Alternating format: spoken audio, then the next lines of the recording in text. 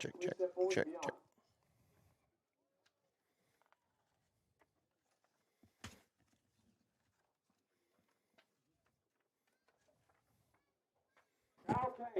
All right, you are looking at Mission Field tonight, and a whole lot of young people stretching from one 25-yard line to the other 25-yard line. That is our seniors. So we are doing senior night for football players first. They're the first ones in line because they've got to go and get warmed up and get ready.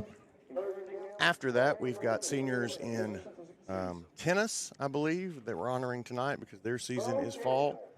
We have band seniors. Not sure what all, but we've got a whole bunch of kids down there that we're honoring. We have started from left to right with Kyle Kane. Kyle, number 6 on your scorecard, is the leading receiver for the Eagles, big play after big play, and he's going to be a name that I hope I get to call a whole lot tonight because we've got a very big game coming up as well. The Hector Wildcats are in town, and so we're going to be playing them for a number 2 seed in the conference and hosting a home playoff game. We'll get into more of that later. Number 2 is Bo Campbell. He's our second senior tonight, middle linebacker, kind of a do-everything guy for the Eagles, and he is being honored. You see on your screen number 53, Gavin Deal, as Gavin is a senior on the team, several different positions, as Gavin's kind of do-it-all sort of guy, so he is being honored tonight as a senior. Again, number 53, another one of our seniors who has played a pivotal role this year. Up next is number 50, Max Dickinson. Max started the season at center, moving to a new position, just kind of trying to fill a need the Eagles had, trying to get in a spot where he could help the team. The Eagles, after graduating a whole bunch of guys last year, 16 guys graduated, had several spots to fill, as you would imagine, and Max stepped up and did that. He's had fought through some injuries this year, had some concussion issues, and so he is a pivotal player for the Eagles as well tonight. So you can see Max there with his mom and dad. Up next is number 13, Preston Elliott. Preston, a 3-year starter in that secondary for Conway Christian, has played a whole lot of defensive snaps, done a great job. This year he's also played some offensive snaps and broken out at receiver, had some big catches along the way, and done a great job for the Eagles. Conway Christian has really turned the season around, but they have, after some early rough games against some really good 3A competition, they have really settled into a groove. They've only lost one conference game. That was at Mount Ida. Hector is in the very same situation. Number 75 on your screen is Big Nico Estrada. Get to have Nico in class, and he is absolutely a lot of fun. Love that he's been here the last couple of years. He's played some snaps on the offensive and defensive side of the line this year and done a great job, and glad to see him get to contribute to the team this year. You also might notice Eagles a little bit of a different look tonight. Same tops, but done the white pants tonight. Last week, Eagles wore the red pants, something different over at Magazine. We'll talk about that in just a little while.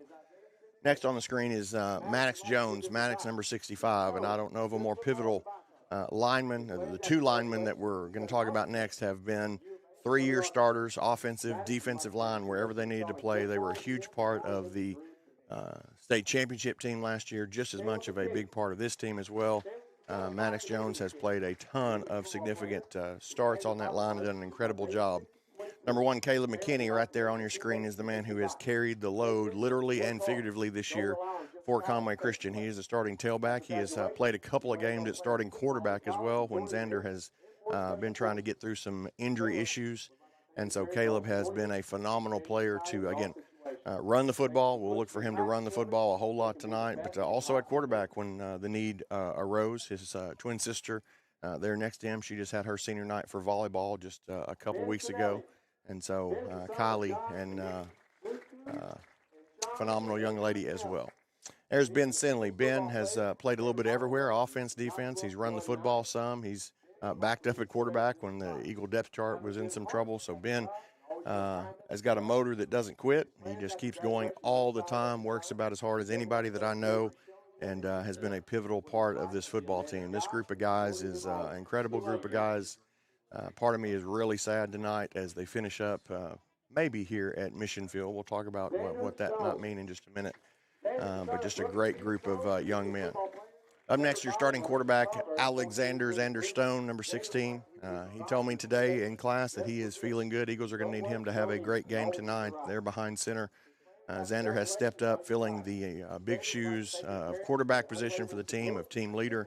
And he has done a phenomenal job doing that, working hard, getting the guys together. Again, just a leader on and off the field. And so he has really brought the team together at quarterback and done a phenomenal job doing that job this year.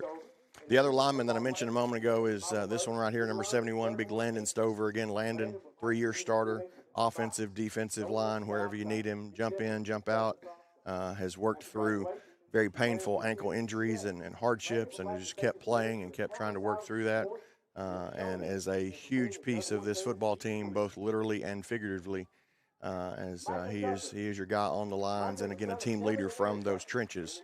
And then the last football player that is a senior is number 11, Micah Tucker. Again, Micah is a guy, much like a couple of the other guys we talked about. You tell him where to go, where to play, what to do, and he will do his very best to do that. He'll jump in, fill any spot that's needed, and he is an incredible leader as well.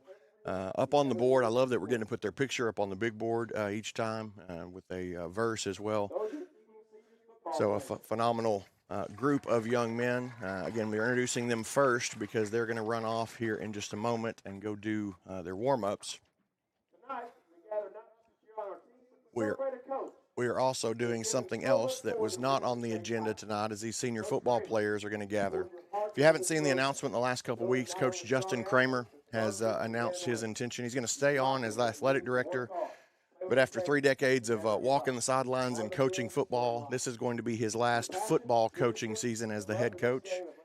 And so this is potentially his last football game here at Mission Field. And if I think back of some of the games that I have watched him coach here, it brings back all sorts of incredible memories.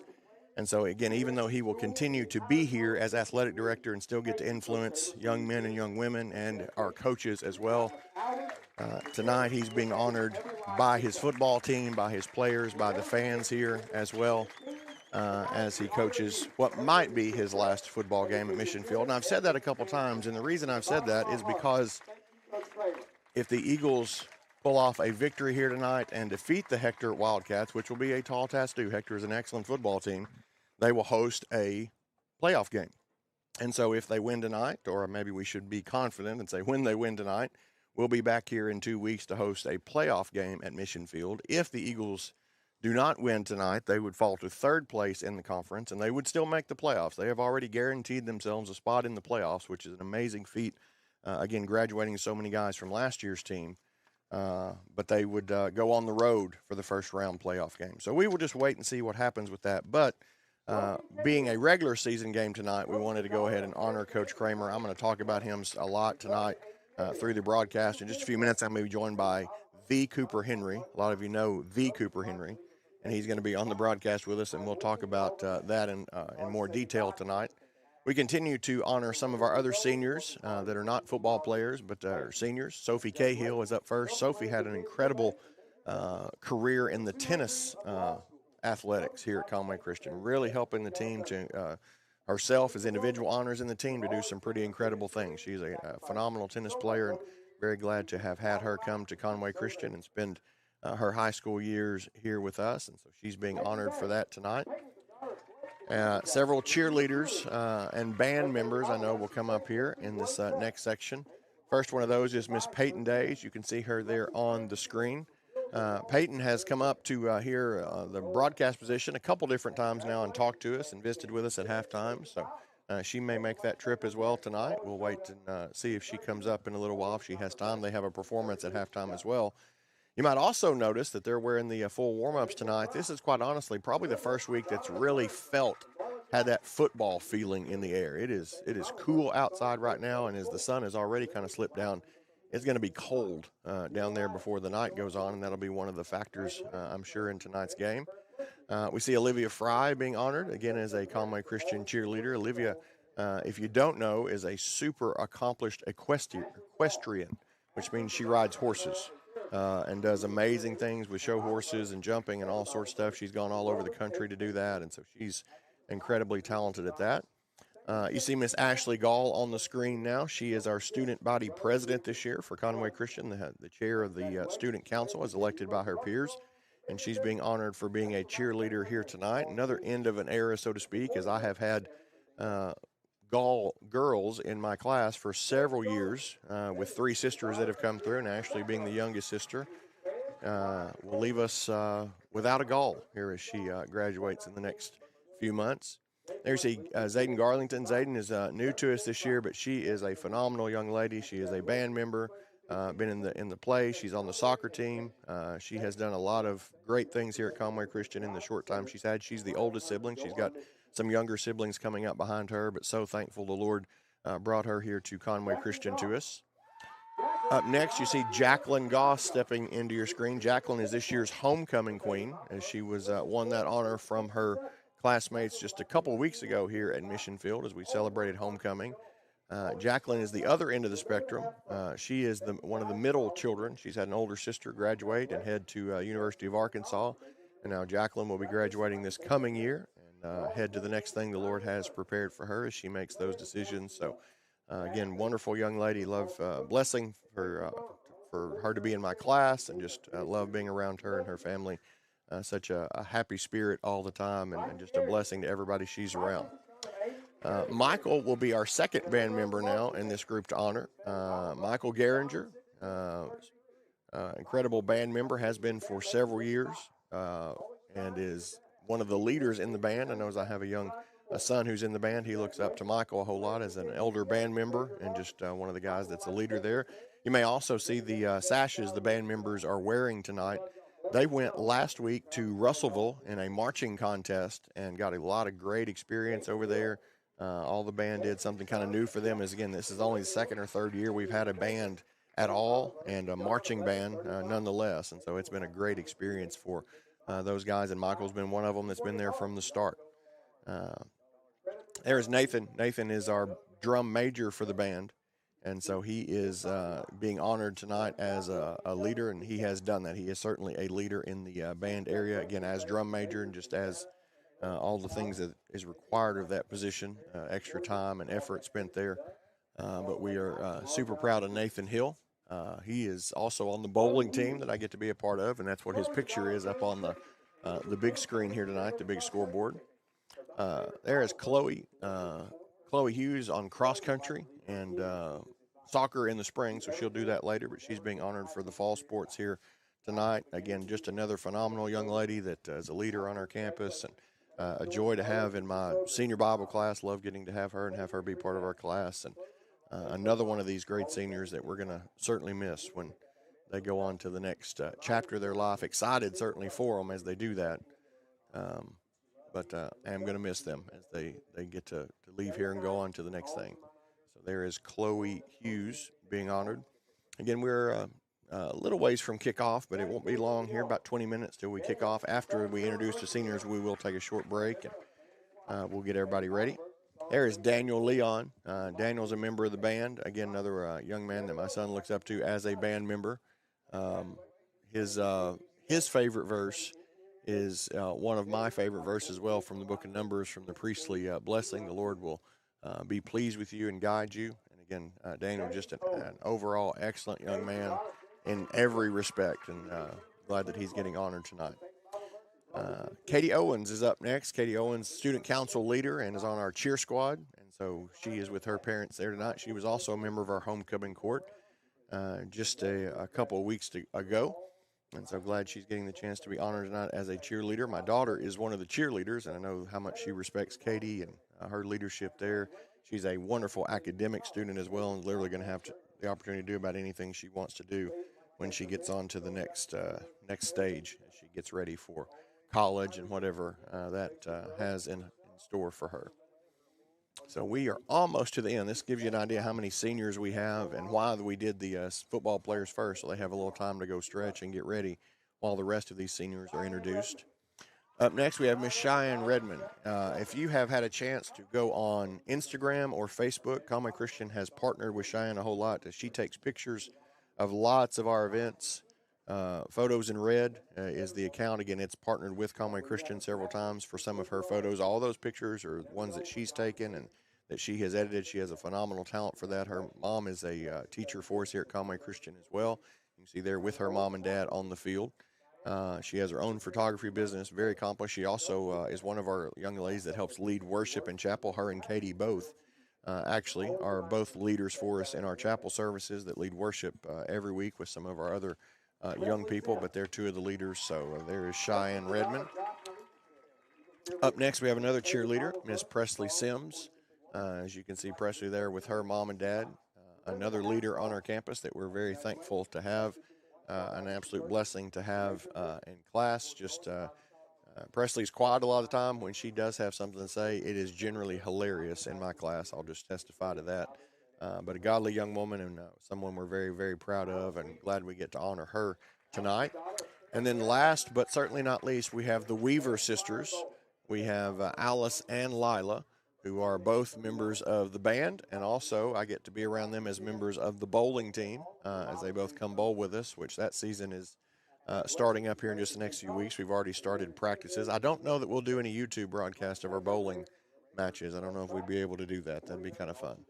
But Alice and Lila are both wonderful young ladies. Again, part of our band that they have been band members since the beginning, leaders in the band for sure. They are also incredibly talented on the drama stage. They have been in the last 4 productions the drama club has done. They're actually working on one right now with a couple of these other seniors and some other students. And so Miss Christina Munoz comes and helps us with that at Conway Christian and is very talented in doing that. And these two young ladies are extremely talented as leaders in that drama group. And so you would be love to see them. Mr. Tim Kane visits us here in the booth and brings us a Good Luck Mountain Dew.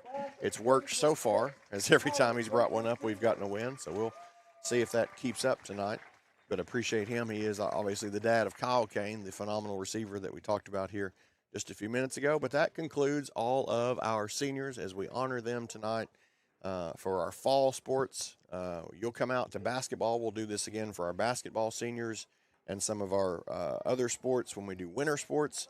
And then we'll do it one last time with baseball, soccer, softball, the spring sports when we get around to those. So we get to honor the seniors a couple different times. But tonight was one for football. You'll also notice for the first time this year, it is dark at kickoff time. And of course, we will fall back tomorrow. Tomorrow night, you get that extra hour of sleep. But tonight, it's already dark before the kickoff. Again, it's already cold outside. So it very much feels like football weather. We've got right at 17 minutes until kickoff, so we will take a break. We'll kind of get everything set up and ready up here. As promised, I'll have a partner when we come back, and we will get ready to talk about what is going to be a huge football game tonight. The visiting Hector Wildcats versus your home Conway Christian Eagles, and it's a big one. It's for playoff implications, so I hope that you can join us for that again here in about 15 minutes. We'll take a break, and we'll see you back then on the Eagle Sports Network here on YouTube.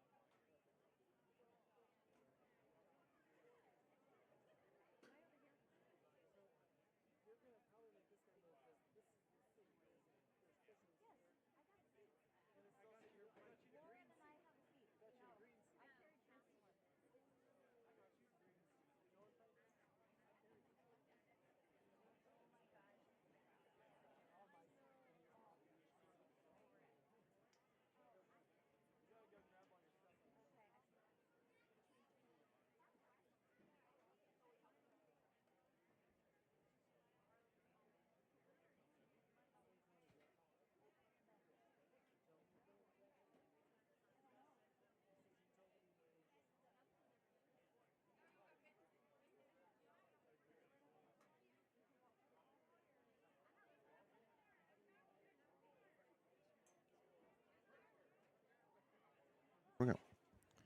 And good evening to you again, Eagle fans. I have Cooper Henry joining me tonight. Cooper, say hello to the Eagle fans out there. What's up, everybody? I'm excited to commentate on this game tonight. Hopefully, it's a good one. A lot of playoff implications coming up, and conference standings are bound to be affected tonight. So I'm just ready. Good deal. Cooper, tell us a little bit about yourself. What grade you in? Stuff like that. What else do you play? Yeah, so I'm a sophomore. I do cross country, quiz bowl, and obviously AV club.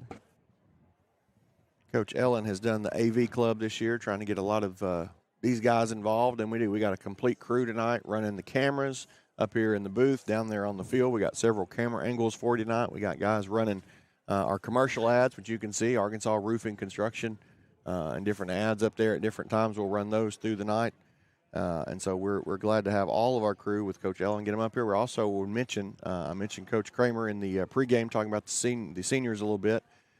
Coach Ellen will be stepping into the role of head coach next year as Coach Kramer goes into just the AD position. So we'll talk more about that as well.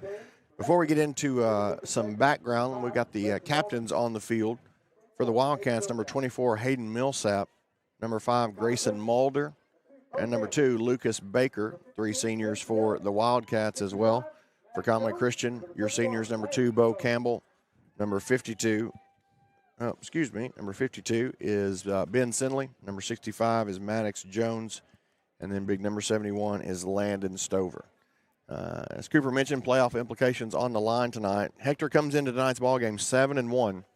Their only defeat came a couple weeks ago over at Mount Ida, a game that people thought would be a big one that had kind of circled by a lot of people. It did not turn out that way, as Mount Ida did a lot what they did to us when we made the trip over there. They are just rolling this year, but Hector has bounced back. They have had a great season. They have scored a lot of points, 303 points on the board. They've only given up 209. As the toss goes up, the Eagles have won it, and they will receive the football and move right to left on your radio dial. So, again, Hector coming last year off a 6-5 season and a playoff appearance. They have been very successful. They've always been good. It seems like this late season matchup has always sort of been a big deal for both of these teams, and it's always been because of playoff positioning. Hector won their non-conference slate by beating Perryville 26-20. They went to Yellville and got a 41-18 win. Their first home game was a 31-7 win over Danville, and then they ran the scope in the conference until they played Mount Ida. They beat Mountain Pine 51-28. They beat Bigelow 57-28, more than 50 points in both of those games. They beat Mountainburg 44-41. And then that weird game with them at Ida where they just couldn't get a whole lot going. They lost 49-6. They bounced back last week with a victory over Johnson County Westside 47-18. So, again, a date with us tonight and then a date with Magazine next week. If Magazine would happen to win tonight, that could actually add some more drama to that. If Conway Christian gets a win tonight, they're going to host a playoff game, and so that's probably the biggest deal for them to think about. And Cooper, I'll turn and ask you. You've watched all these games. Cooper's been up here in the booth working most of the year. What's an important thing for Conway Christian to do tonight here on their home field for senior night? Well, I would say just continue the improvement that we've seen all season. We started off a little rocky at the beginning, but, just don't let Hector get in our heads and just focus on the fundamentals and get the game going. That's a great point. I think a good start will be a big part of this game tonight for both these teams who can come out and get off to that good start. Eagles are going to do their best to do it as they're going to get the football first. The video was playing on the board. You see the run through, and you're going to see the talons up. Eagles come flying through that here momentarily as Hector is on the field ready to kick it away. We are early, as we've been a couple times, as the officials ready to get it going even before 7 o'clock has come. So, again, the video is playing, so the Eagles just waiting for the right time to make their appearance. These seniors playing their last home game tonight in a regular season affair, they're going to want to do a great job. You also know with Coach Kramer stepping away from that and this being his last home game and their love for him, they want to do a good job for him as well. And so there's going to be lots of emotion, I think, as they make their way through the banner and bring the flag onto the field. You might also notice as you look to the sideline tonight, in fact, I'm wearing one, a Go Green for muscular dystrophy. Coach Hare's son, Emmett, battling multiple dystrophy. The coach is wearing hats with green on the back of them tonight. If you look down, you may see the back of their hats with some green on it and green ribbons on. So we're emphasizing that tonight, raising money, raising awareness for that. And so that may be a little bit why you see some of the different colors tonight.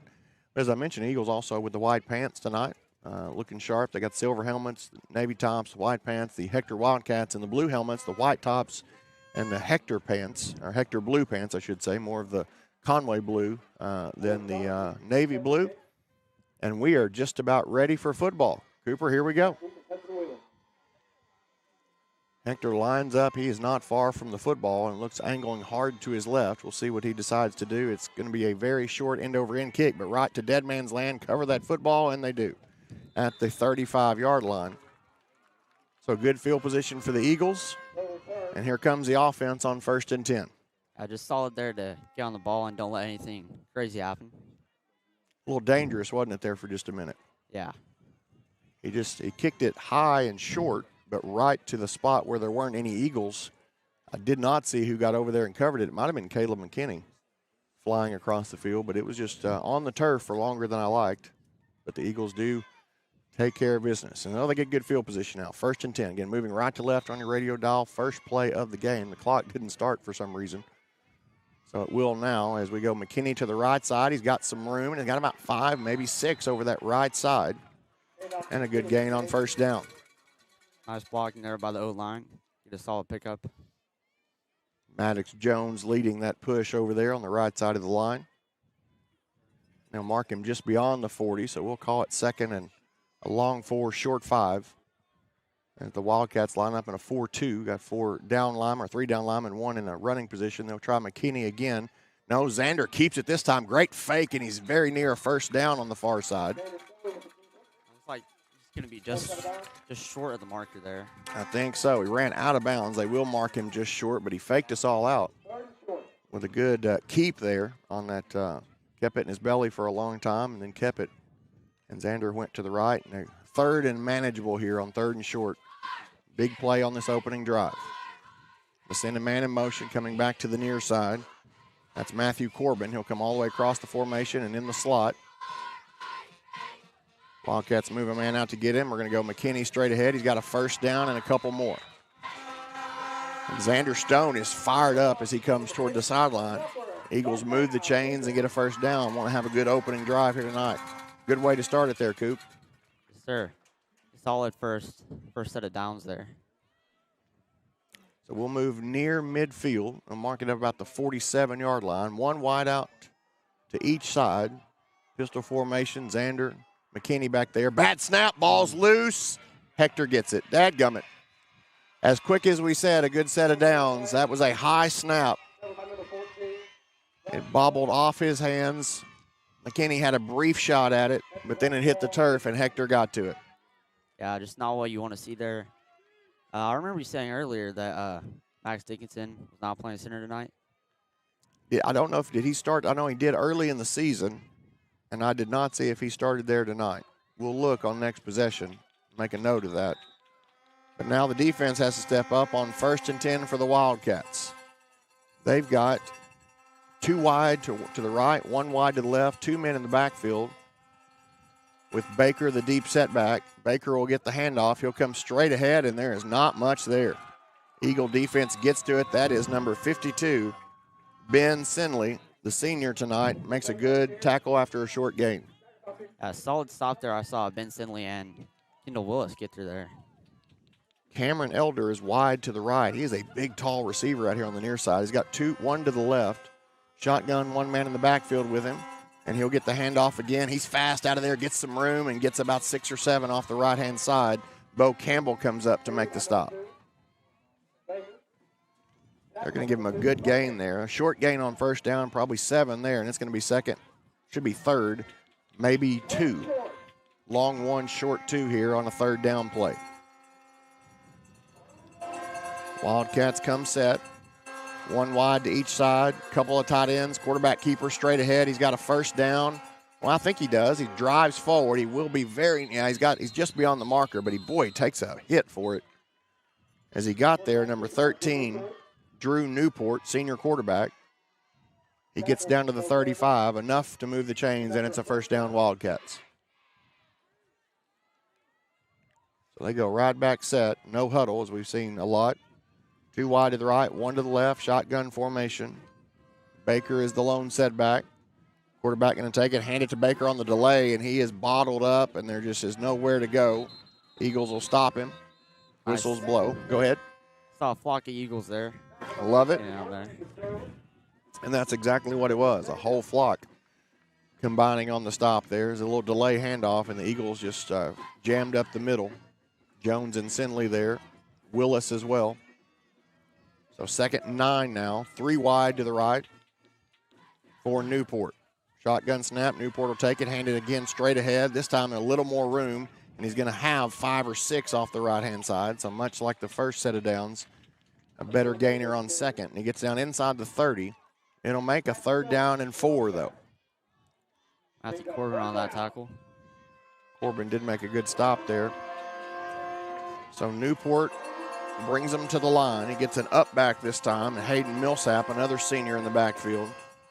And Baker is the setback.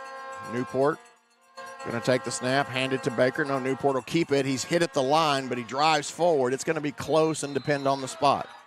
Another flock of Eagles on the tackle. Jones leading the charge. And they give him enough for a 1st down. Got down inside the 25, and that was enough to move the chains. And it's 1st and 10 Wildcats. So Hector turns over, new set of downs here. 2 wide to the left, 1 wide to the right. Newport takes a snap. Give it to Baker, running to his left. He's got some room and gets to the edge, and look out, you can put it on the board. My stars, when he got to the edge, he took off. So number 2, Lucas Baker, senior running back, got some daylight, and it did not take long. Some great blocking by the O-line there for Hector. They did. They set the edge, and he had room on that outside, and he took every bit of advantage of it. Touchdown run, 7:36 left in the opening quarter, 6-0, and now the Wildcats will line up and go for 2. Get a little confusion now. They get the right set in. Newport and Baker are back there in the shotgun formation. Newport, quarterback keeper to his left, jumps, and he's going to get it. Jumped over the left side, got a hit when he did. Good sportsmanship from both of those guys as they shake hands afterwards, but it's 8-0. 7:36 to go in the opening quarter. We'll take a break. You're listening to Conway Christian Football.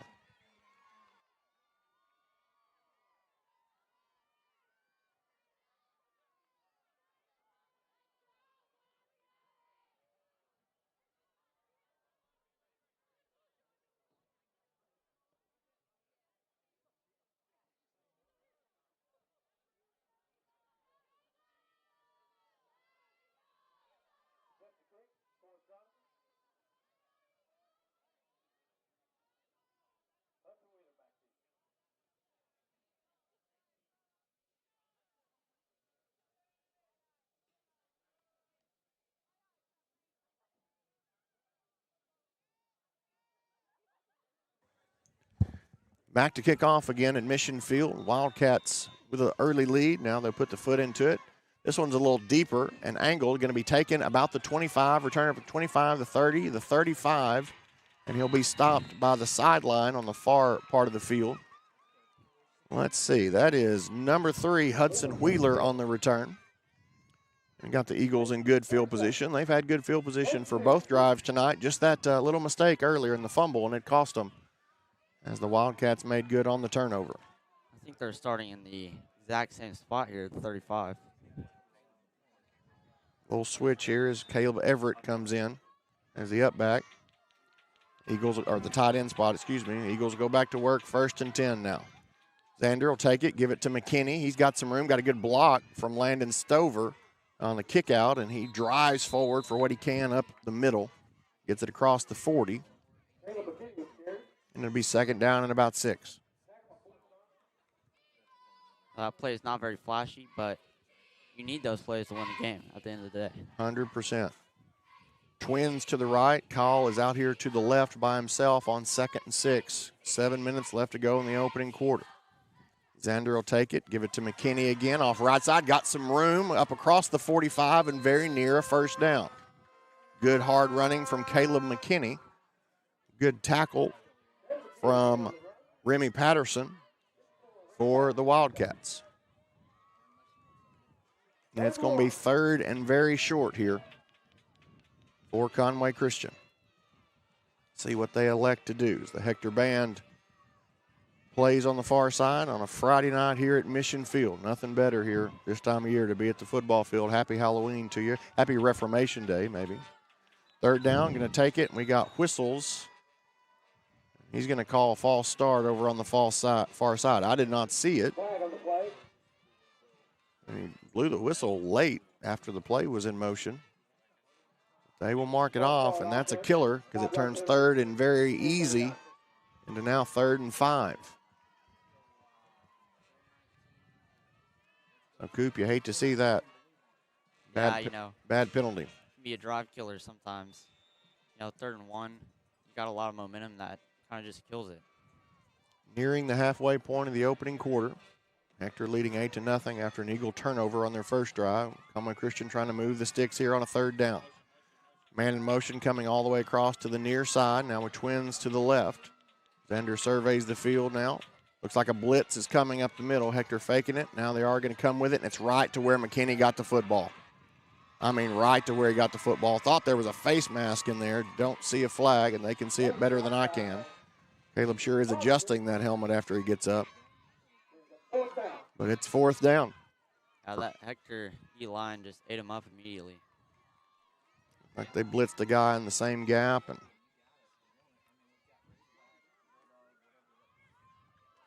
play clock's at 18 here. The Eagles talking it over, thinking about this one. 5:23 and counting, opening quarter. It's 8-0 Hector. 2nd drive of the night for Conway Christian, and they're facing a 4th down now. Just beyond their 40-yard line. Actually, we're going to talk about it. Coach Kramer takes the timeout as the play clock had ticked down low, and they're going to discuss it. And so we'll do the same. Coop, what do you think right here? I think we're probably just going to punt it away. Going for it on your own. Where's that? 43-yard line, yep. It's a little risky this early in the game, but let's see what they'll do here. Who'd y'all say we got downstairs with a camera, guys?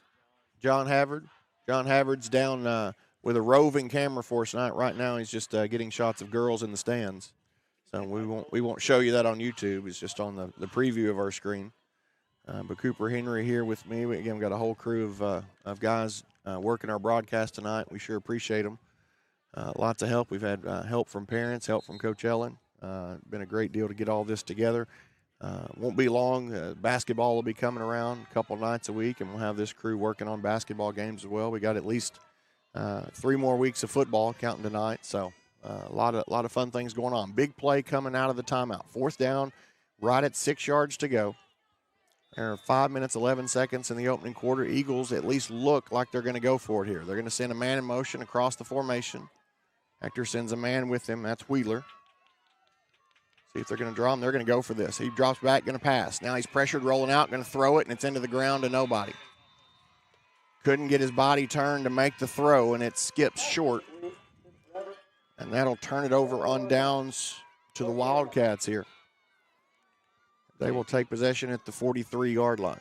Just looking for Kyle Kane over the middle there. Would have been a first down if you could have hit him. Yep, they had the connection there just with the pressure and the rollout. It just kind of got messed up. And so the Eagle defense will head back out, see what they can do on their second possession of the night. Lucas Baker in there at running back showed us his speed on the opening drive. And Newport is the quarterback, both seniors. And Newport's going to pass it. He drops back, got a man deep. I mean, he is behind the defense, and you can put it on the board. One play. Grayson Mulder, another senior, sprinted down the right side. Eagles, don't know if they got confused or what happened, but nobody went with him. And it was an easy throw and catch. And it's 14-0 with 4:59 left in the opening quarter. And now, well, you really got to dig in if you're the Eagles. Can't let the early slip-ups get you down. You got a lot of football to go. We'll see how these guys can respond. Right here's a chance to do it right off the bat as we're going for 2. The Wildcats are. Newport will go into the backfield. He'll take the snap, going to go to his left. Same hole he ran through the first time. He does get there as he gets good blocking up the field. And it's 16-0 with 4:59 left to go in the opening quarter. We'll take a quick break. You're watching Eagle football.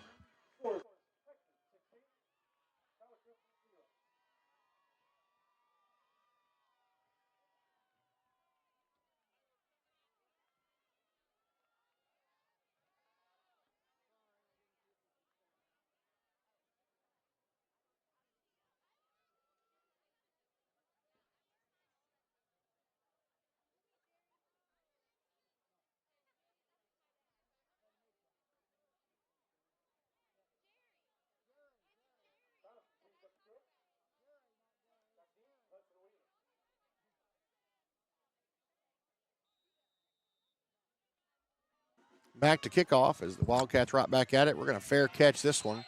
And the Eagles will again get good field position. As number 17, Carson Day, makes the good fair catch. And it's first down and 10. Now you just got to respond if you're the offense. A turnover killed a drive, a bad penalty killed a drive. You got to just keep putting positive plays together. You've had success in everything that you've done. Just got to keep putting good plays together and don't let yourself get behind with a fumble or a silly penalty. First and 10, two backs next to Stone this time. Hand it to Caleb McKinney off the right side. He turns up and gets about 5 or 6 yards. Another good play on first down for Conway Christian. Moves it up across the 40. They're going to mark him, though, right at the 40. Tough spot there from where I thought McKinney had gotten to. Going to bring up second down at about 5, so a good play there on first down. I cannot see. I think it's Bo Campbell's the other back in the backfield to Xander's right. McKinney is to his left. It'll be Xander on the keeper this time. He winds his field, got some room, breaks the hole. 50, 45, and he's just tripped down by a Hector defensive player. Number 2, Lucas Baker, starting running back, makes a tackle. Doesn't surprise me that's him. He has got speed, as he showed us earlier.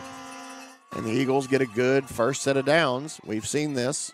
First 2 drives, they've been successful. Got to keep it going now. Into enemy territory at the 45-yard line of the Wildcats. On another first and 10, we'll give it to McKinney, this time right side, and he's got some room, 7, 8, 9 yards for Caleb McKinney. So he takes it all the way down to the 36-yard line, and boy, another tough spot. They move it all the way back to the 37. Maybe I'm just seeing it wrong, but boy, I think he's got a couple of tough spots on runs where he's tackled. Again, they have a better view than I do. Second and maybe 2 here as the Eagles are moving the football now on this third drive of the night. Stone calling the plays, going to take the snap, give it to Campbell straight ahead. Bo's got some room. Bo is running over people and hauling tacklers with him. Bo Campbell, get yourself some yards, son. Every Hector player on the field is part of the tackle, and that is a good response. And Bo Campbell's first carry of the night, Coop. They still couldn't bring him to the ground either. Good run from Bo, and this is exactly what you needed if you're an Eagle fan. A good positive response after kind of a deflating moment a moment ago. So here we go. Got to keep it going inside the 20 in the red zone for the first time. First and 10. Stone this time will keep it again inside the 15. Not a ton of room that time. Number 54 with the tackle, Remy Patterson. This is something you come to expect from Hector, but great sportsmanship every play, helping guys up, high fives, all that sort of stuff. Definitely rivals, but friendly rivals. Always a good group of guys from over at the Hector Wildcats. Second down, about 8 now. As Xander this time will give it to McKinney. A hole opens up. He pops it to the outside. Boy, again, I thought I saw a face mask. He must just have him up high. He does gain about 3 or 4. Nah, quite not that much. Going to be third and about 4 after the game, and maybe give him 3. The ball sits at about the 12, 13-yard line. We got to get down inside the 10 for a first down. Big third down play coming here. Xander gets him set, 1 wide each side. Guys in the backfield with him. This time it's going to be Campbell. Bo very near a first down inside the 10. I think he's got it. They will give him a first down. Go ahead, Coop. It's been a nice, methodical drive so far. Happy to see us sustain some success here. Very much. Exactly what you needed. Now you just got to stick it in the end zone. You've brought it all the way down here. You started about the 35, some big runs. Like you said earlier, a couple of inside shorter runs that you need to win a game, but just a good drive, just got to finish it off. It's 1st and goal from the 7. Eagles with 4 plays to get 7. Let's see what we can do on first down. This time we're going to give it to, that is, he tackled by the head, but he brought him down. Lost a couple. McKinney went to the right and just got mollywopped over there and lost a little bit. I don't know if somebody slipped a block or what happened, but he was met quickly with a tackle. And it's going to be 2nd down and goal, Coop. Sure, let's see if we can make something happen here. Everett checks into the game at tight end, and Hudson Wheeler checks in at one of the running back spots. Twins in the backfield with Xander. Xander will give it to Hudson Wheeler. He tries to get through a hole and just gets eaten alive. Number 58, Wyatt Pruitt, wasn't having none of that and drops him for a loss. And boy, it jumps from 1st and goal from the 7, feeling great, to 3rd and goal from outside the 10. Now you're breathing a little heavier. 38 seconds left in the opening quarter, 16-0. Eagles need desperately something good to happen here on 3rd down and goal. We'll see what they can do. Running some players in. Play clock is under 10 as they break the huddle. Eagles don't get set correctly, and I don't know if they're going to get it off. Down to 3, down to 2. They do with 1 second. Xander is pressured immediately. Scrambles out. He's got some room. Xander Stone to the edge, and you can put it on the board. Touchdown, Conway Christian. Wow. What a play by Xander Stone there. I mean, it looked like it was over the minute it was snapped. Now, there's some confusion before the play, but Xander Stone just makes an incredible play there. You are exactly right, Coop. That play clock was down to 1. Xander barely got the snap off. They did with 1 on the clock, but then the pressure came. He rolled hard to the left and just got to the pylon. Xander, that is a great play from the quarterback spot, mostly on his own there, but a great response. Now another big play because you need the 2-point conversion to keep up. Down by 10 now, 16-6. Xander gets them set. Got twins to the right, 1 to the left. Going to throw it on the slant inside, and a good defense there from the Wildcats as they knock it away. So the 2-point conversion is no good. We're going to stay here. There's only 6 seconds left in the opening quarter, but a good response drive from Conway Christian, Coop.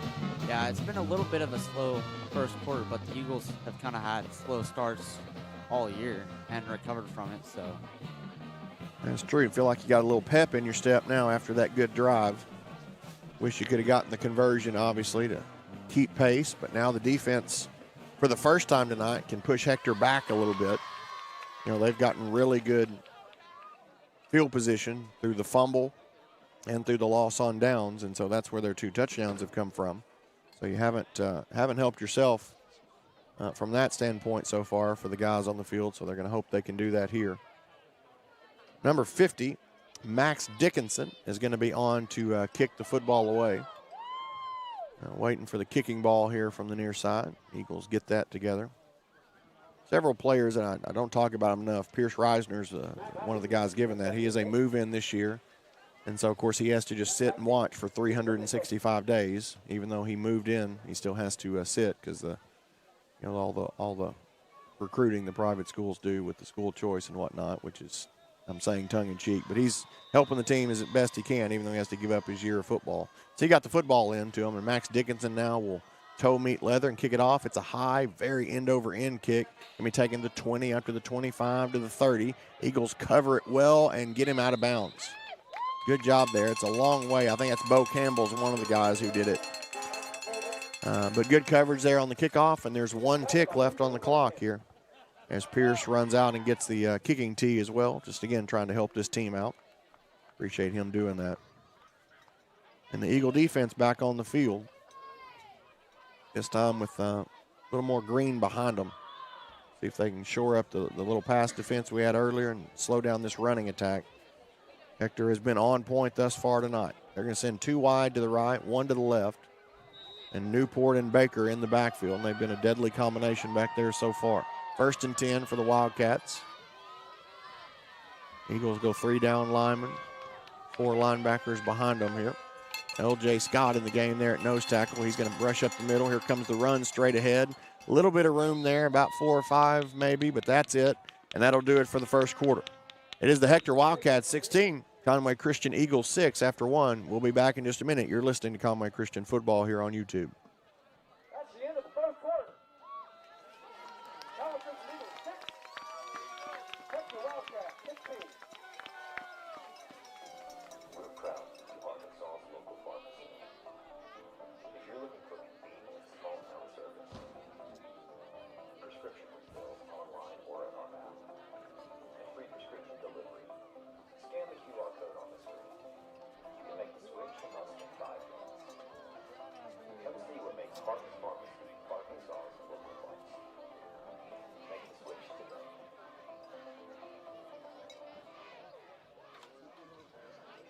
At First Security, we've been investing in our home state since 1932, growing deep roots and even deeper relationships. We'll take a look around the state while we have just a break. Conway and Little Rock Christian knotted up at 7 early in that game. Harding Academy winning 7-0 over at Wynn. Greenwood winning 7-0 at Fort Smith Southside. Greenbrier leading Harrison early 7-0. Marlton has jumped out on the Valonia Eagles 14-7, again early in that game. Of course, early in all the scores tonight. Dardanelle keeps rolling along 14-0 over Pottsville. Not a lot of scores recorded so far tonight. Dumas over McGee, Prescott over Smackover, Rising over Fordyce, all by a single score here early on. It is a 10-point game, but a 1-score game, or 2-score because of the numbers, but 2 touchdowns and two-point conversions to 1. With the Wildcats back here on business, they're going to hand it off again. Got a good room all across the middle. Finally, Dickinson with the tackle. I tell you what, Lucas Baker gets the football. You better get ready. He has got speed, and if he finds green grass again, he'll be in the end zone.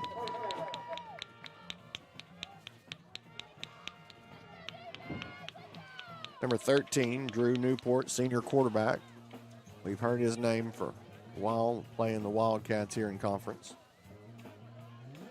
He gets them in shotgun as he gets set here on 1st and 10. This time he'll hand it again to Baker, this time straight ahead. And he drives forward. He's also got power in his running, not just speed. And he gets about 4 there on 1st down.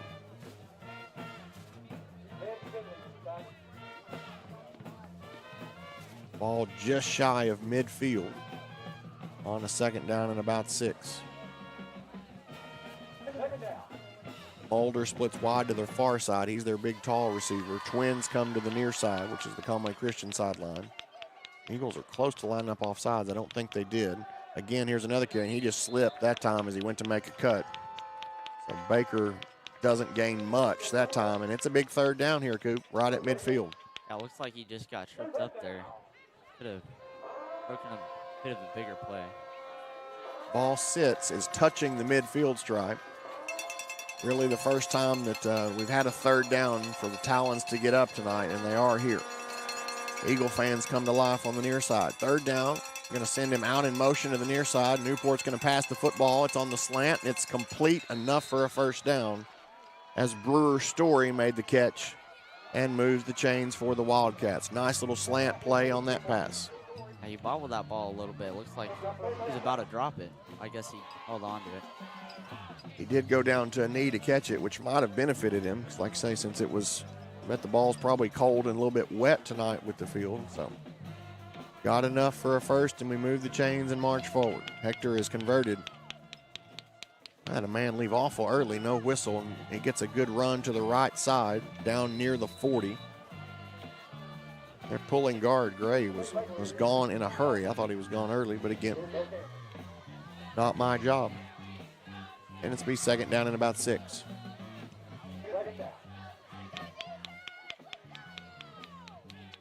Ball's just inside the 40-yard line now. Into Eagle territory go the Wildcats.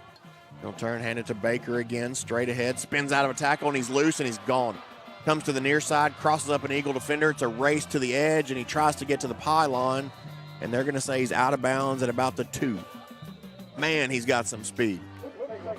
Broke to that middle, and when he spun out of the 1st tackle, it was trouble in a hurry, and he almost got to the pylon on the near side. Yeah, he displayed a lot of athleticism there. Another good run from Lucas Baker. And wherever the playoff seedings wind up, he's going to be a problem for whoever faces these Wildcats. Going to turn. Quarterback's going to keep it. Newport himself this time, and he dives up and over and into the end zone. And it's a Hector Wildcat touchdown. That'll make it 18-6. The scoreboard operator having some math trouble. He's got 22 on the board. It's 18. 18. Well, no, hang on. Maybe. No, I'm wrong. I'm not doing math right. Good gracious, that's terrible. I forgot the two-point conversions. This time, though, Eagles jump up and stop the two-point conversion. Isaiah Brister with the tackle. I'm so dumb. I'm sorry. I'd like to apologize to everybody. I went to Clinton High School, so Miss Case, Miss Willock, my math teachers, I blame y'all for this mostly.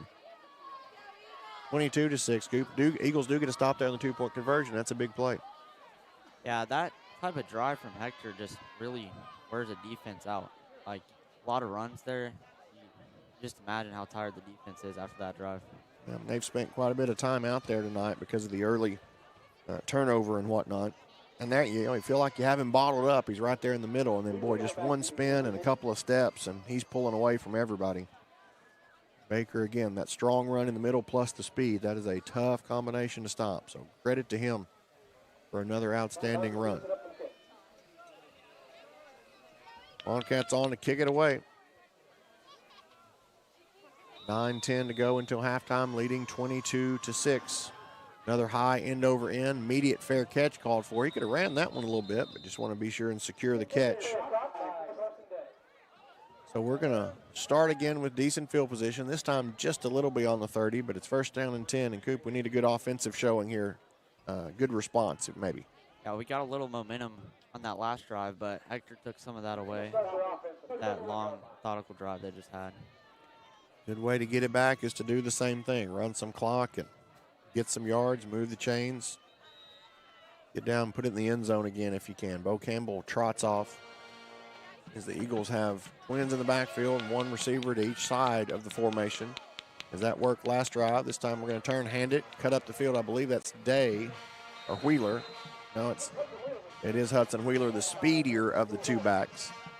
Tried to find some room, got a little bit, but not much. Second down, probably 9 here.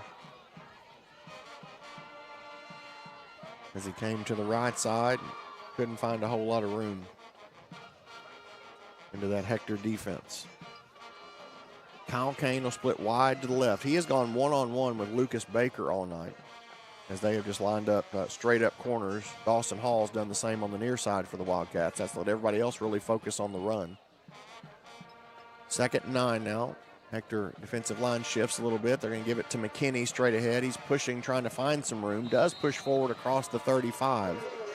Dives up ahead to the 37. And does make it a 3rd down and manageable here. 3rd and a long 4.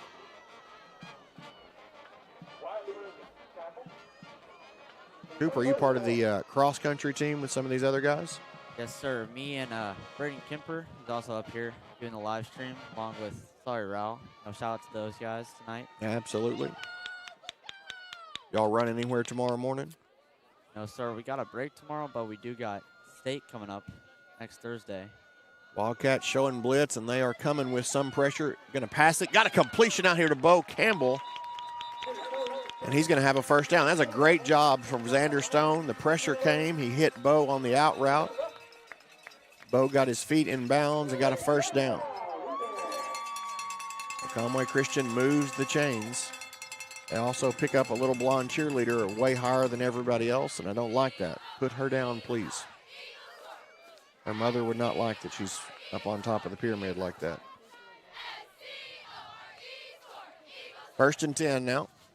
One wide out to each side. Ball in the near hash as the Eagles get up closer to midfield near the 45-yard line.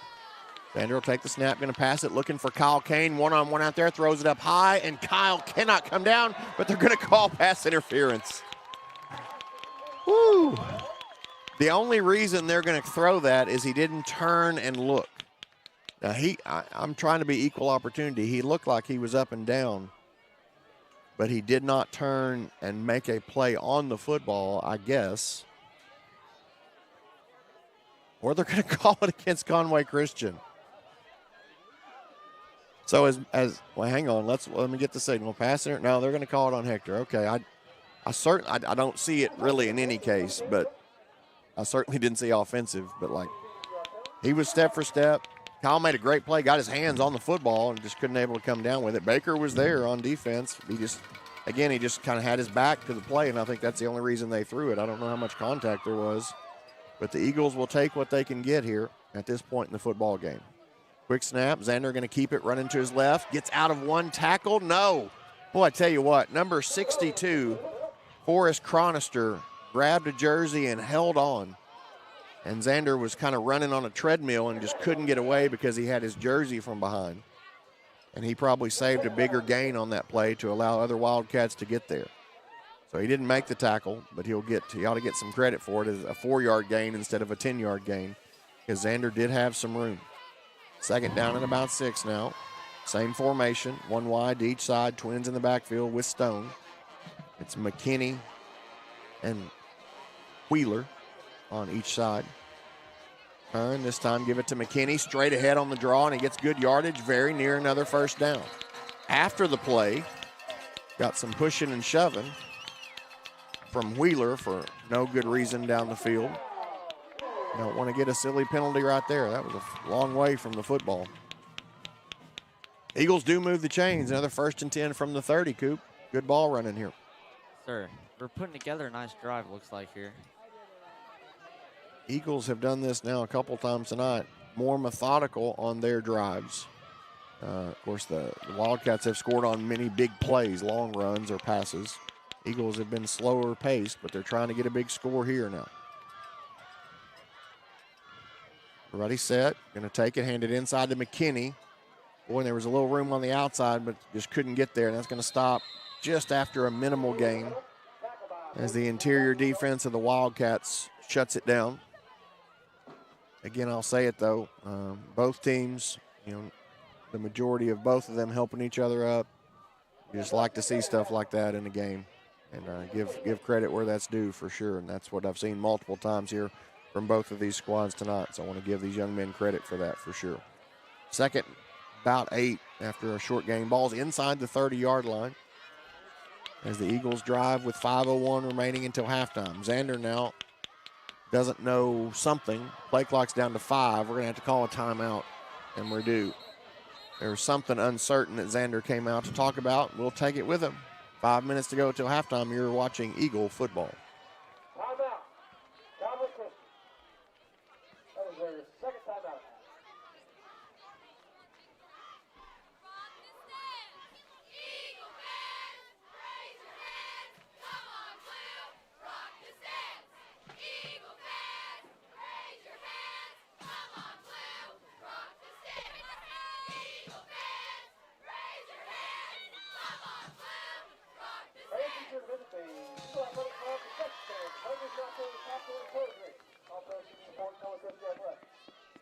Also, be sure to visit the mobile Eagles desk located just outside of Mission Field entry for all of your college mission apparel needs.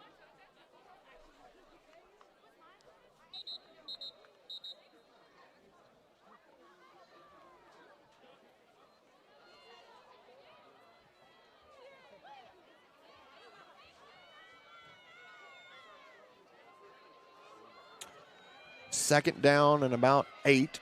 4:52 to go here in the first half of play. Eagles driving inside the 30, trying to get down to the end zone for the second time tonight. Got one man wide to the right. This time Xander, boy, he's just swallowed. Didn't matter what happened, as there was no chance to do anything. Braxton Knowles, big junior, came in there and blew that play up before it had a chance to get going. I guess in a thankful way, he only lost back to the original line of scrimmage, so it'll be 3rd and 10. 4-down territory, I would imagine. But Eagles need something positive to happen here. It looks like somebody missed their assignment on that play because it was going nowhere from the game. Knowles is lined up at the left defensive end spot. I don't know if that's where he lined up last play or not. But, yeah, he almost took that handoff. Twins to the right, one man to the left is Kane. McKinney in the backfield behind Stone by himself this play. And he's going to throw it. Dropping back, got time, going to throw it deep down the right side to Brister. He's not make the catch. That probably should have been pass interference, and it's not called. It looked like the quarterback was tugging on Brister's jersey a little bit. I thought so. Of the two, we'll just say that one was far more egregious than the other one. Coach Kramer discussing that with the official on the near side. It is 4th and 10, no matter, 20 seconds on the play clock, and Eagles got to get something good here. Coach Kramer continuing to discuss with the official on the near side that would have had the call. And again, I'm not in that position, but of the two passes that were out there, play clock down to 3. Xander got to see it. He does with one on the play clock. Another good play from our quarterback. This time he's going to scramble, and now he's got to get there. He's got to get there, and I don't know that he can do it. No, he's down on the near side. Once he tucked it and got beyond the line of scrimmage, he was kind of in no man's land. Because at that point, he had receivers, but he had just crossed the line, and he ends up about 3 yards short. Again, though, a great play from Stone just to get out of the pocket. But this may be a turning point here. If you got a touchdown there, you got it back within 1 score. Now you got to make a defensive stop here. It's 22-6.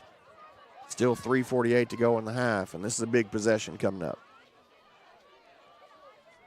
2 wide to the right, 1 to the left for the Wildcats here as they start on their own 25.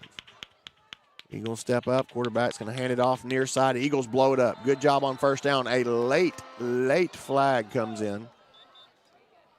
It's in the area of holding, but boy, it was so late that I don't know. I've quit trying to guess stuff like that. They are talking to the Eagles sideline, which makes me feel a little better. The loss on the play almost makes you want to decline the penalty. Maybe in some ways, because you do have them stopped on one play. But it also could be a 10-yard penalty, which is a significant one to move them back. So yeah, they will move them back. It is going to be against Hector. I'm waiting for the signal from the white hat. Again, I'm assuming it's holding. It is a holding penalty. That was, again, very late in the game is when that flag came in. But it's just in that area where it looks like holding. I haven't mentioned tonight either. All the ninth grade guys are dressed out for Conway Christian as their season finished with a win at Hector last night. So the ninth grade freshmen are putting on the pads tonight again. I don't know if any of them will see any playing time or anything, but they're on the sideline for sure for support. First down and 20 now. As the penalty moves it back inside the 20 near the 15-yard line here. Eagles need to stop in the worst way. First and 10. Newport going to take it, give it to Baker. Near side, Eagles converge, and Caleb McKinney wrestles him to the ground. After a decent game, but he's not back to the original line of scrimmage. Well, maybe he is, just shy of it. So 7 or 8 yard gain, but it's second now and 11. Probably an 8-yard gain, second and 12 probably. Getting clock ticking, under 3 minutes to go. Eagles, again, boy, defensive stop here would be huge. Twins to the right, one guy to the left. Eagle cheerleaders trying to get the fans into the game. Here comes a pass. He's immediately flushed, and he can run. Now he's going to sling it down the field to a wide open player. Eagles just lose him. Helmet came off there at the play. Mulder with the reception up across midfield and into Eagle territory. Grayson Mulder. Again, I'm actually going to mark him right at the 50. I thought he'd crossed. But a big conversion, and now it's first and 10 near midfield, or right at midfield for the Wildcats. They want to go quickly. Line, they'll give it to Baker straight ahead. Eagles hit him, stop him after a short gain. When Newport tucked it to run, kind of the same thing happened that happened to Xander a minute ago. Newport, though, had the luxury. He had not crossed the line of scrimmage yet because he had rolled back. And so when the Eagles kind of stepped up to play the run, he found a Wildcat that had gotten loose in the secondary, and it paid big dividends. Second and 8 now. As the Wildcats going to send a man in motion to the near side. They're looking to throw. They're going to sling it out to him. Eagles do not have good coverage as number 7 was blocking before the pass, and they throw the flag, and I'm glad they did. Yeah, number 7 was out there. They're going to say it's holding. I don't think that's what they should call him for. I think they should. He was blocking before the pass was complete. But either way, the flag comes in. And a spot foul. Okay, now we're getting it set out. The one official wasn't looking on the near side. The flag is at the 47-yard line. So it is a spot from that. So 10 yards will move it back into Wildcat territory, about the 43-yard line. And to stop here before halftime would be huge. Maybe even a score. We need anything we can get going in the second half. 100%. Less than 2 minutes to go. Trips to the right, one to the left. They're going to throw this football. Sinley gets back there. Pass falls incomplete as the Wildcats had a connection, couldn't hang on to it. Sinley gave the pressure in the backfield, so good job on both sides of the Eagle defense there. And it's going to be 3rd and long. The ball is at the Eagle 43, or excuse me, at the Wildcat 43. They have to get to the Eagle 40 to get a first down. Big play coming up here, Coop. Twins to each side, and Baker in the backfield. So we'll see what they have in mind. Eagles show some pressure, and they're going to bring some pressure. He rolls away from it, scoops out of it, and now we got trouble. He's going to run to the far side. Eagles get him to the sideline. And a great job there by the Eagles to not throw a hit right there, just to run him out of bounds and don't get that late hit, because it's so hard to do when that quarterback is running full speed. He gets right to the original line of scrimmage. 4 down territory here. They're going to go for this. Eagles with a chance for a big stop if they can get it. Twins to each side. Shotgun formation. Ball is right at midfield. Got to get to the 40 for a first down. We're looking right down the line of scrimmage. Thought they were trying to get the Eagles to jump. He's going to punt this football now as he steps back to his own 40. And the quarterback / punter puts a high end-over-end kick, and the Eagles get the stop they needed on the defensive end. It rolls down to the 9, but the Eagles will take over there 1st and 10 with 1:29 to go. Might be the biggest drive of the game coming up right here. All this momentum is so important going into half. You bet the last 2 minutes of the half, always a big deal. You'll hear coaches say that all the time. Eagles with a chance to maybe get some momentum here. We'll see what they elect to do. They are deep in their own territory. Hector up 22-6, as you can see, 1:29 to go until intermission. Eagles got 91 yards between them and the promised land.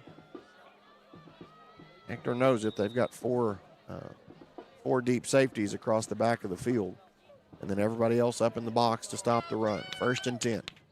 Twins in the backfield as well. We're going to hand it on the near side. Hector back there and blows it up. Not how you want to start it this drive. Can't tell who got back there, but one of the Hector players was there quickly. Stopped it for no gain. 2nd down and about 10 now. Eagles, though, quick to the line of scrimmage. Take the snap, throw it out to Brister. Isaiah, if he could break one tackle, he does get through the first tackle up across the 15. A good gain on the play. It's going to be about 4 yards short of a first down, though. We'll see what Conway Christian wants to do here. There is nobody anywhere near Kyle Kane out there. On the left side, Eagles run it, though, and it is eaten up in the middle. Number 77, Trey Rapology, just blew that play up. It also stops the clock now with 36 seconds. Because the the Wildcats, not the Panthers, use a timeout there to stop the clock because it's going to be 4th down for Conway Christian. Coop will keep it right here with just a few seconds left in the first half. Probably a punt situation coming up here. Yeah, it would have been great if we could have come up with something here, but it's like they keep it 22-6 going to half. We'll look around the conference at halftime. Some other games, of course, going on tonight that'll be of note. Mountainburg and Mount Ida are playing each other tonight. And that'll be one that some people have an eye on. Boy, Mountainburg has had an incredible season. Just the level that they've upped their game, so to speak, as the season has gone along has been pretty amazing. Eagles come out in punt formation here as they send number 3, Hudson Wheeler, back to kick it away. High snap through his hands into the end zone and out of the back of the end zone for a safety. So the opposite that you want if you're Conway Christian, as another self-inflicted wound makes it 24-6. Snap was high. Not much Hudson could do about that. That was just over his head. And that's 2 plays tonight where a bad snap has caused first a fumble and a turnover that led to a Hector touchdown, and then the safety. So 10 of the 24 points direct attributes to the Eagles turning the football over. You just can't do that against quality football teams, and Hector certainly fits in that category. But you hate to have those self-inflicted wounds as well, for sure, anytime. It also means now the Eagles will kick off from deeper in their own territory. We'll see what we can do on defense. Going to have another stop with 39 seconds left on the clock.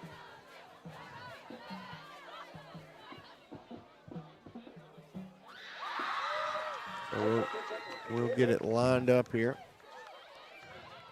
Eagles will send the the kickoff coverage team out. Got to get down there and make a tackle. So a lot of speedier guys out there. You want to get down there and do some work. You don't want a big return here. You need to shut this down before half. 24-6 is the score. 39 seconds until half. Dickinson on to kick it away from his 20-yard line. Puts the foot into it. It's going to hit at the 40. Take a short roll. Now it's going to be returnable, and he's got some room. He is the running back, so you know he's got speed. We got a flag coming in from behind the play, and I don't know what he saw from back there. He's going to throw the flag forward. Now the other flag comes backward, so they get them together. So whatever they saw, they must have saw the same thing. They must have seen the same thing, excuse me. We're going to get the signal from the white hat here. Ball's near midfield. It's going to be holding against the Wildcats. So didn't see where it occurred. It'll move it 10 yards, so it'll move it back to the 37-yard line, I would say, based on where the flags are laying. We'll get the official mark off. There's 32 seconds left on the clock. It is at the 38. Eagles got to have another defensive stop here. Wildcats have 2 timeouts, so they can still run the football if they want to, because they've had explosive plays from the run. So we'll see what the Eagles can do here to close the first half. Everybody set, here we go. Newport in the shotgun, going to throw the football. Looking to his right the whole way, going to throw it short, throws it incomplete. Eagles had good coverage that time, it looked like, as they had a guy on the cross receiver coming across the field. They had the deep man covered, so good look on first down for the defense at 2nd and 10.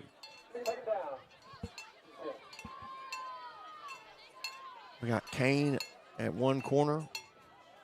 We got Easton Hartley, we've got Preston Elliott back there, 13 instead of 12. We got Isaiah Brister back there. Number 15, Matthew Corbin in the defensive backfield as well here. 2nd and 10, going to pass it again. Eagles get some pressure. They flush him out to the near side. Landon giving pressure. Going to throw it deep down the field, and it's incomplete. Boy, I tell you what, a great hit from Preston Elliott to knock the football loose, because he had that as a catch.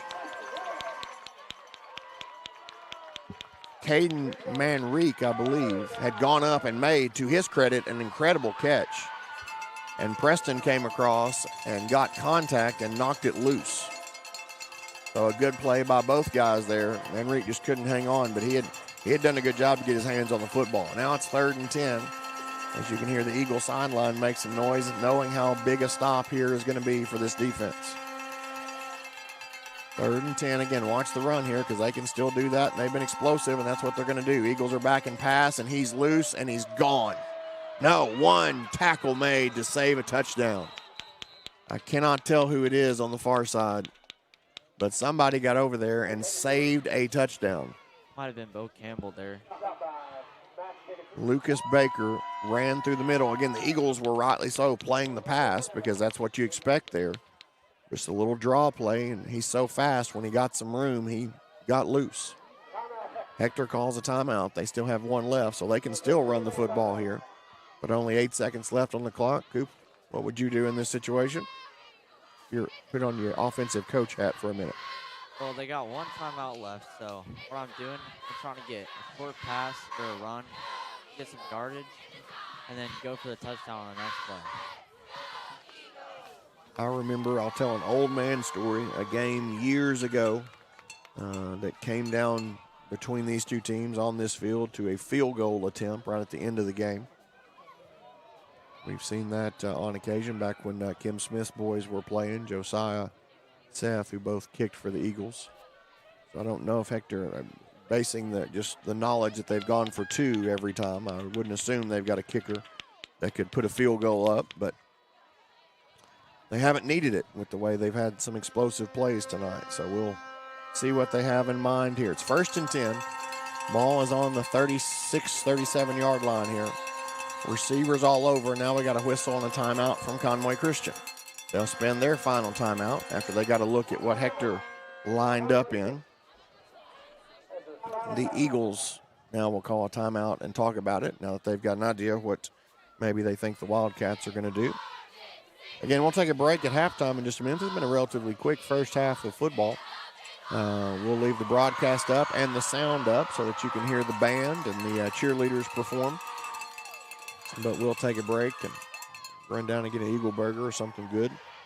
Good crowd here on hand tonight at Mission Field. Cooper Henry is my broadcast partner tonight, 10th grade student at Conway Christian. Coop, besides cross country, what else are you interested in at Conway Christian? Well, I'm doing Quiz Bowl, and that's been pretty fun, and also AV Club I'm doing right now. Now, tell me a little bit about Quiz Bowl. I know y'all had maybe a tournament. Was it last weekend y'all went down to Little Rock to a tournament? Yeah, we had a tournament last weekend.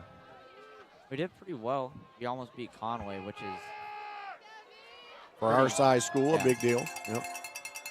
1st and 10 out of the timeout. Here we go. Going to take the snap, going to pass it. Eagles bring some pressure. He's going to launch it in a Hail Mary style deep down the field, and it's intercepted.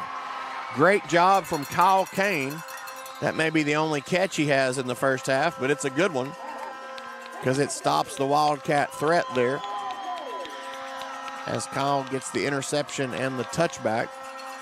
Clock stops with 2 seconds left, but we'll take a kneel down and get out to the half, so the Eagles do dodge a bullet. Good job from Kyle Kane there. That's a lot what the Eagle offense has been able to do with Kyle, is get a good ball out there that's tall and let Kyle go up and get it. And he did a good job of doing that right there with that pass. So Hector will just send everybody back, prevent defense here with 2 seconds. We'll see what the Eagles do with probably one play here to go. They'll snap it, gonna throw a pass quick out here to Isaiah, see if he can get loose, and he just slips and falls, as does his defender. They give a high five and head off, and that's it for the first half. Hector puts 3 touchdowns up, 2 two-point conversions, and then the safety on the snap. Eagles turn the ball over twice, and they both lead to Hector touchdowns. And that's pretty much the story of your first half. So it is 24-6 here at the break. We've got about a 20-minute timeout. Cooper Henry and I will be back to talk to you more about the second half here in just a few minutes. In the meantime, we will let you listen to the sounds of the Conway Christian cheerleaders and the Conway Christian band. Thank you for joining us tonight. You're watching Conway Christian football on YouTube.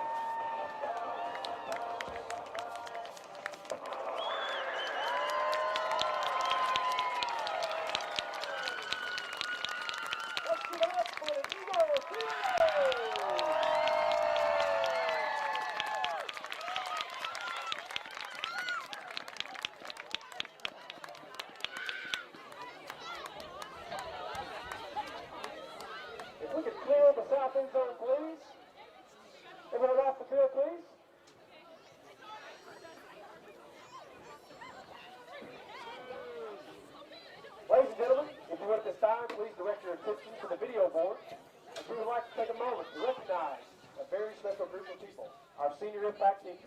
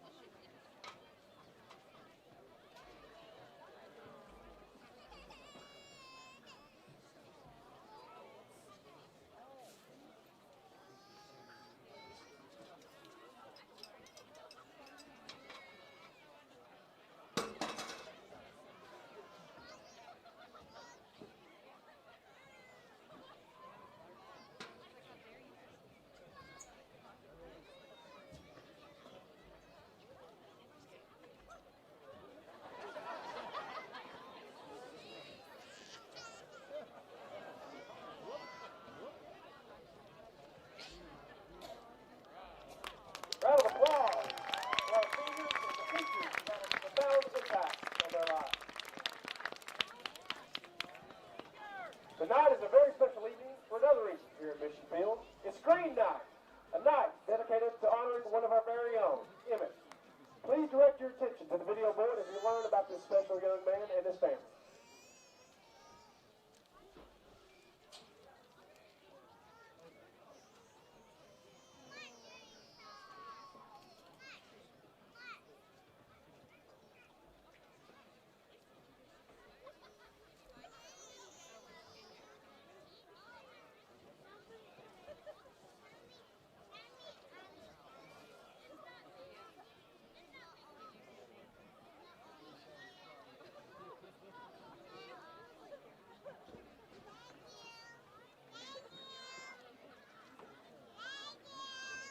Emmett is the son of Coach Hector, who's fighting muscular dystrophy. If you would, please scan the QR code to learn more about how you can contribute to help out. Thank you.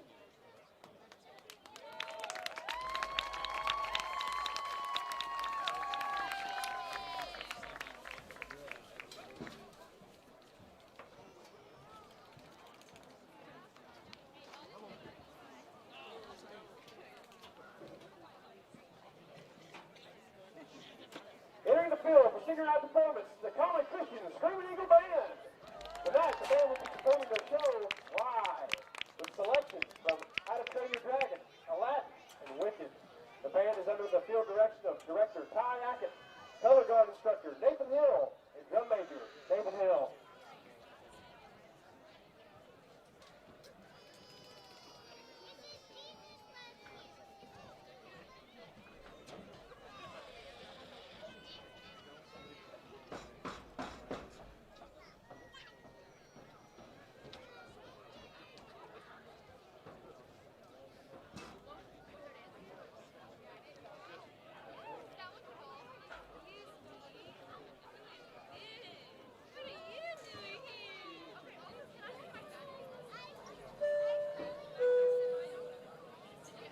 Good afternoon, ladies and gentlemen. This is your captain speaking.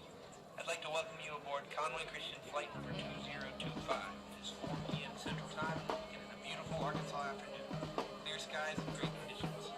As we prepare to take off, take a moment to ensure your seatbelt is securely fastened and your seat back and tray tables are comfortably upright behind you. If you look out the windows, we should get a great view of the countryside as we take off. Once again, on behalf of myself and the whole crew, thank you for using Conway Christian Airlines. Enjoy your flight.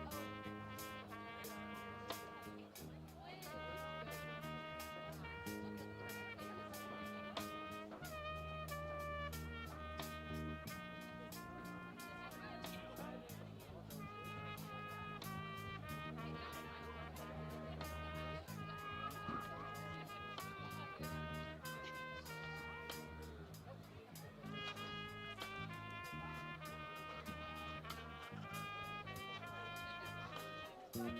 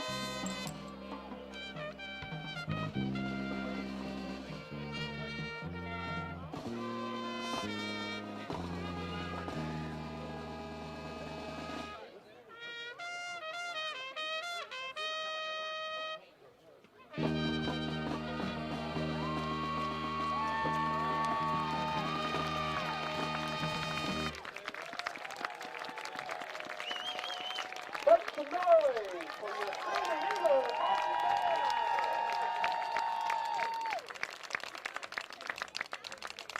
Once again, we want to say congratulations to our Conway Christian seniors and their families. Thank you for your years of commitment to our athletic and fine arts programs. Go Eagles!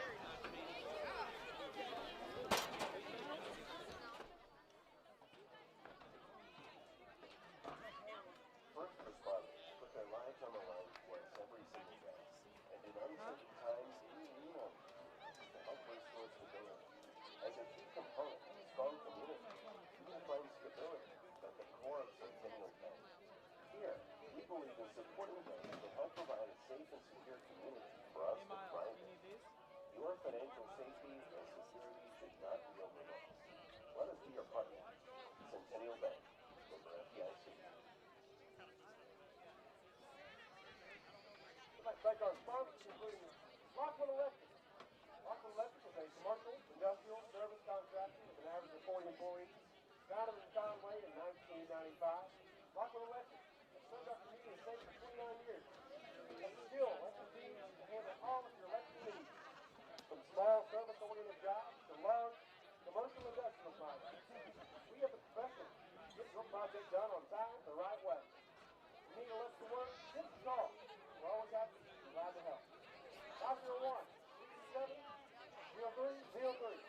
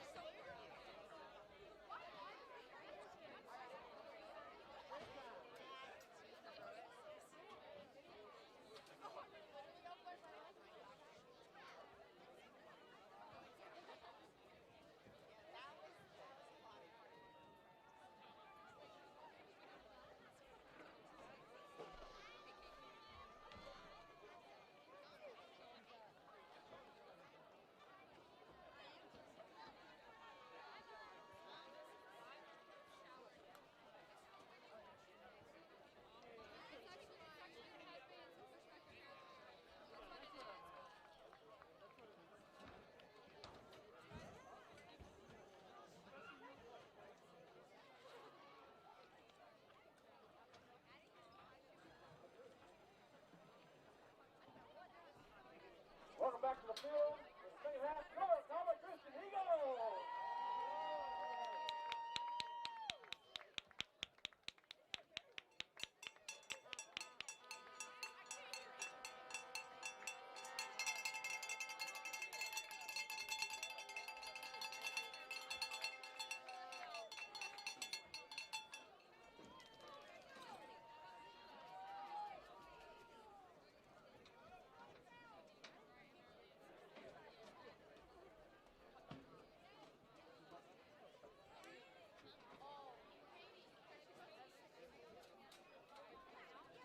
Welcome back to Mission Field. A couple minutes before the second half starts. Take a look around the scoreboard and see what we can see around the conference. We'll go down. Not a lot of 2A scores. A couple up, though. Carlisle is leading England 23-0. Bearden is getting whooped on. Poen is up 50-8 over them. Murfreesboro and Spring Hill 14-12. Murfreesboro on top. Cross County leading Marktree 8-0. Junction City up on Lafayette County 22-0. EPC, team that Eagles beat in the state championship last year, 28-14 over Des Arc. Mountain Pine and Magazine up 8-0. Early in that one was the only score that was reported. No score from over at Mount Ida. Hoping to see that score. Don't get one from over there very often until the game is usually over. Salem and Mayflower, interested in that one too. Salem, the defending 3A state champion at home, but Mayflower has really been coming on this season. They got a real big win over Quitman a couple weeks ago, and I think they're a team to watch. They're holding on with Salem right now, 6-0 in the third quarter, already past halftime in that one. Looking around, other scores of interest for anyone from here. Clinton's up 14-0 at Mena, my old stomping grounds. Jackets having a great season again. Valonia is not having a good night. Marlton is up 42-7. On Valonia. Greenbrier on the flip side, they're up 35-14 up on the road at Harrison, playing the Golden Goblins tonight up North Arkansas. Let's see about the Conway score. Conway's hosting Little Rock Christian. We'll see how they're doing. That's a little bit of a battle. 21-10, Conway's on top. It still says first quarter, so that may be an old score by now if it is just the first quarter. Bryant up 14-0. Bryant just a machine at this point, rolling along, looking to make another run for a state title there in the biggest classification in the state. More than likely, we'll have more on this later, but more than likely, Conway Christian looking to be a 3A team next year. The competition rule, you get points, and of course Conway Christian got all the points you can get last year in football, undefeated season and a state championship, and so more than likely they'll be moving up to 3A next year. We'll wait and see how the numbers shake out for the public schools as well, but there may be some other 2A schools moving up to that level, so it may have still some familiar foes, but we'll see. We'll, of course, have to cross that bridge when we get to it. But right now, the Eagles trailing by 18. It's 24-6. There have been 3 scores from the Wildcats, but they were able to get 2 two-point conversions, and then they got a bonus one on the Eagles' safety. So really, 2 of those 3 scores, Hector scored them all. Let's be clear about that. But Conway Christian on a turnover on 2 of those gave Hector really, really good field position and momentum. And so some of the mistakes that the Eagles have committed, Hector has definitely capitalized on. They have thrown the football. They have ran the football. They've just had an impressive first half of play. So we'll see if they can keep that going here. As again, they're trying to earn that number 2 playoff seed, which comes with a home playoff game, which is always the big deal. Playing at home is a big deal. Eagles were lucky enough to be on the side of the bracket that they did that all the way through last year, and that made a big difference, especially in the last 2 playoff games. Des Arc and Junction City, Eagles were trailing in both of those, and that home crowd got them back and was able to get them over the hump, and so we'll see what happens. I'm joined again as well in the second half by, what is your name, young good sir? Oh, Hank, let me do this. Now try. Yeah, Cooper Henry. Cooper Henry. Cooper, who's mom and dad? Do we know the Henrys around here? Katie Henry and Shane Henry. Both big supporters of Conway Christian and have been for years, and so we're thankful. As a longtime teacher at Conway Christian, I'm thankful for the Henry family. So, Cooper, it's great to have you with us here on the broadcast tonight. That ball kind of goes into no man's land and then is going to, just roll out of bounds over there on the far side. A good, smart play that you would expect from Lucas Baker, the senior running back, as he lets it take one more bounce, and it got to the sideline. So the procedure penalty will give Hector good field position on this drive as well. You think I made Coach Whitson mad? He was sitting here.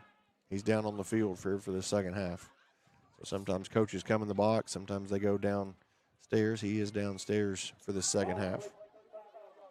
Again, wearing the green hat. And Emmett, Coach Hare's son, is fighting muscular dystrophy. So a lot of us have the Go Green for Emmett shirt on tonight. You've seen that shared on social media this week. If you'd like to donate to that cause, I know they would appreciate that, as his young son doing therapy, fighting through that, showing so much toughness and heart. And we're so thankful for the Hare family here at Conway Christian. 1st and 10, going to run it straight ahead. Boy, he breaks 2 tackles and then almost broke a third, and that is, again, Baker just stopped on a dime, and Eagles ran right past him twice, and he almost broke a big one. He does get about 6, maybe 7 on first down, and a good start for the Wildcats here as they start from the 35-yard line. Bo Campbell had him close to the line of scrimmage there, but couldn't make the tackle. He has been a hard man to bring down all night long. Don't expect anything different here in this second half. Hector player in motion to the right side. Quarterback take it, give it again to Baker. This time, Eagles get back there in the person of number 1, Caleb McKinney, and make the tackle after a minimal gain. And it's going to bring up 3rd and short. So it'll be 3rd and just a couple here. Long 1, short 2. You can bet what we're going to get here as we go heavy set to the right side. Eagles show pressure. They're going to bring it. Quarterback's going to keep it. He bounces to the outside, and I think he's going to get it. He's going to be stopped right after that by a flock of Eagles, but his forward progress will be enough for a Wildcat first down. Yeah, it looks like we knew what was coming there. Still couldn't stop it, though. Just could not stop him. Like I say, a big group got to him and drove him backwards, but that forward progress carried him across the 45 for a first down. Now they go a hard count to get a free 5 as the entire Eagle defensive line jumps offside. So an undisciplined play there, but it was, again, pretty much everybody. So 1st and 5, ball is now on the midfield stripe after the 15 yards, 10 on the ground and 5 on penalties. And now it's, again, 1st and 5 opens up the playbook for lots of different things you can do if you're the Wildcats. Or you can just hand it to that stud running back. No, quarterback takes it back this time, and he'll get a first down and more as he takes it down inside the 45 near the 43-yard line. On that option, he left it in the quarterback's or in the running back's belly for a long time, and then right at the last second yanked it out and took it himself, and we got a good gainer out of it. And it'll be a 1st and 10 for the Wildcats. Yeah, it's not been a great defensive drive so far. Of course, the penalty hurts you, and then a couple of runs here. Now it's another first down. Heavy side is to the left for the Wildcats, and they'll run it that way. He gets a block. Boy, Bo Campbell, though, runs up from his running back and pretty much by himself made that tackle. And I'll tell you, if he doesn't make it, I don't know who's going to. So good job, Bo Campbell. And a little number 2 on number 2 violence there as both number 2 players converge after a short gain for Baker for the Wildcats. Yeah, it was looking like an easy first down there if Bo didn't make that stop. Yep. Bo, a senior that has done a little bit of everything for the Eagles this year. And now we got 2 wide to the right. Eagles really playing back off those receivers. They're going to try to take advantage of it here. So he's going to throw the football. Going to launch it deep down the field, and it is almost intercepted by Isaiah Brister. As number 5, Grayson Mulder, big, tall receiver, had ran a good route. Brister just undercut him and almost got to the football. Yeah, if you would have floated that ball a little more, it could have been a touchdown. Yep. Tried to hit him right on the spot, and Brister was able just to get enough of it. If Brister was 2 inches taller, he would have had an interception, too. Yeah. So now a 3rd and long. Trips to the right, 1 man to the left. Probably a passing situation here.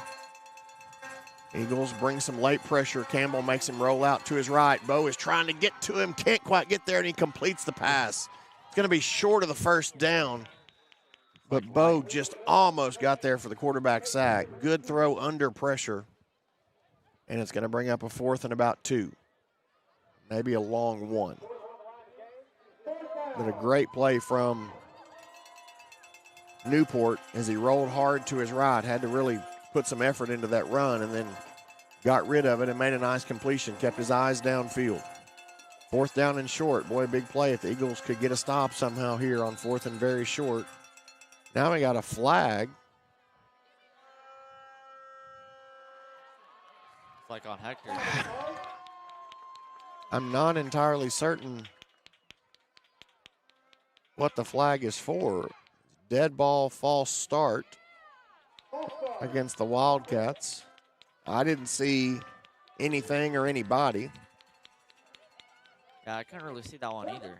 No, turns it from 4th and 1 to 4th and 6, and now it's kind of maybe a different set of plays here.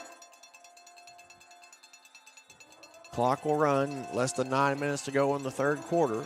Still 4th down, big opportunity if the Eagles could get a stop here on 4th and 6.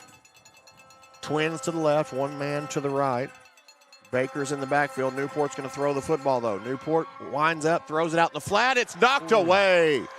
What a play by number 3, Hudson Wheeler, with the defensive play of the night thus far for Conway Christian. Yeah, great breakup. He just kind of dived towards that ball.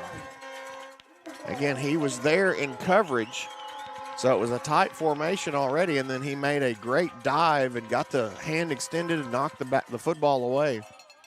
And so the Eagles get a defensive stop, about their first one of the night, and it comes at an opportune time, as now they get the football back here. That's a pretty good way to start the first half. It is. Now you got a little momentum. See if you can do something with it. Let's be smart. Trips to the right, one man to the left on 1st and 10. Going to take it, give it to inside to McKinney. There's got to be a face mask there. Must not be. McKinney comes hard off the right side. He's going to end up with about a 4-yard gain. Well, now a 3-yard gain as they mark him back again. Those spots have been something. 2nd down. Eagles quickly to the line of scrimmage. Again, trips to the right, one man to the left for Xander. Going to pass it, looking to the left quickly on the stop route. Brister makes the catch. If he can get away from one man, but he can't. But he does get a 1st down. Man-to-man coverage out there. Lucas Baker was on the coverage, and he made a good sure tackle. Brister does move it across midfield, and it's 1st down Conway Christian. If we can stack those plays, we got something good going here. Exactly right. We just need to put some of them together back-to-back here. Ball's just across midfield. It's 1st and 10. Same formation. Eagles quickly to the line. They want to go fast here. Got something going in this tempo on their first drive of the second half. Xander again. Take the snap. Give it to McKinney straight ahead. He finds some room, spins, drives, and gets his head forward across the 45 down near the 43. And a good gain on 1st down. Now mark him at about the 44, 43, 44. 2nd and probably 4 here.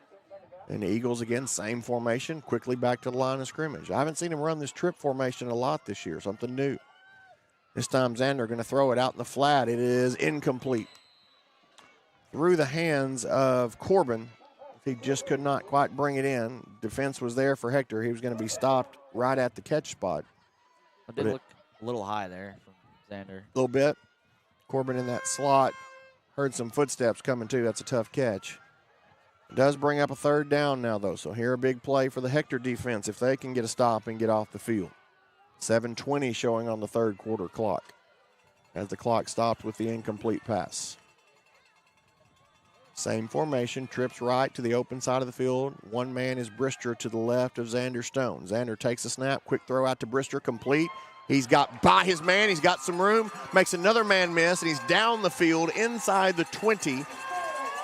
Right at the 20-yard line. He's brought down finally, and the Eagles are on the move here in this 3rd quarter. Brister just making people miss left and right there. Displays that athleticism there. The Wildcats have been able to cover man-to-man, and their coverage has been good. Brister just made an athletic play that time, and the ball's inside the 20-yard line. It's another 1st and 10. Same formation, trips right. This time we're going to hand it to McKinney straight ahead. He's got some room, got some nice gain inside the tackles down near the 10. We're going to give him probably 8 on that 1st down carry. And the passing game now has opened up some room in the running game for the Eagles. Again, same formation. Trips to the right, Brister alone to the left with McKinney behind Alexander Stone. Xander, shotgun formation or pistol formation with a running back behind him. Waiting for the play now to come in.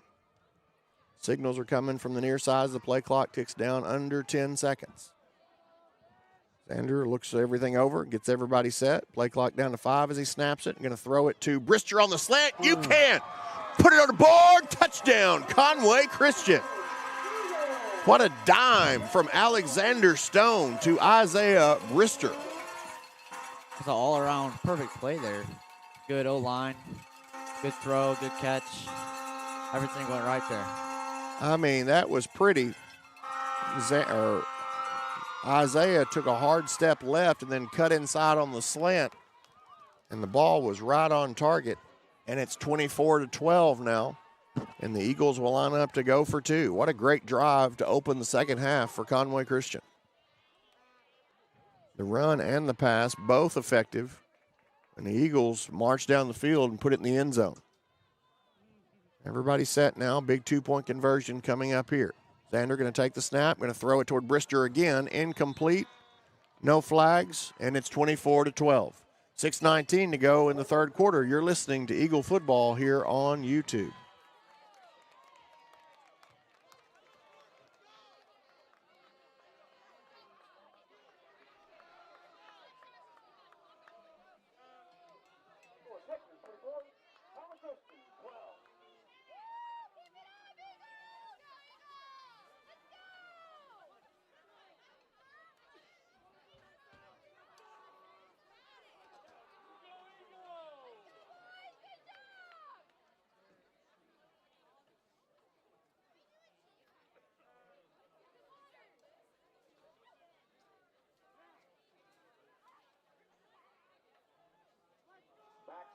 Sets the kick. Lucas Baker, set to receive.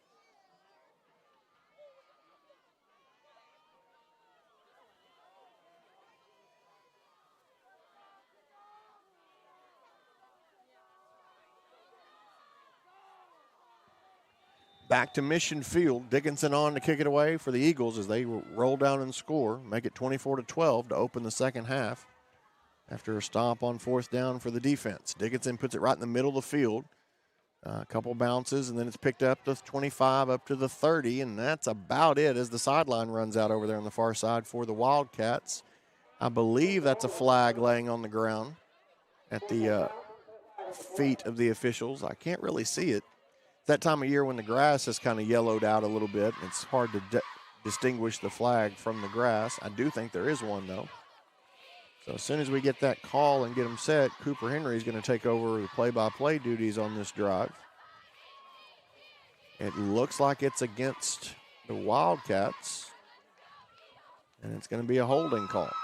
So that pushes them back a little bit. It'll be Hector's football, 1st and 10 from the 23-yard line or so.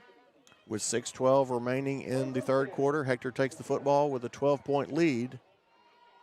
And here is your favorite color commentator, Billy Crow, handing it over to Cooper Henry.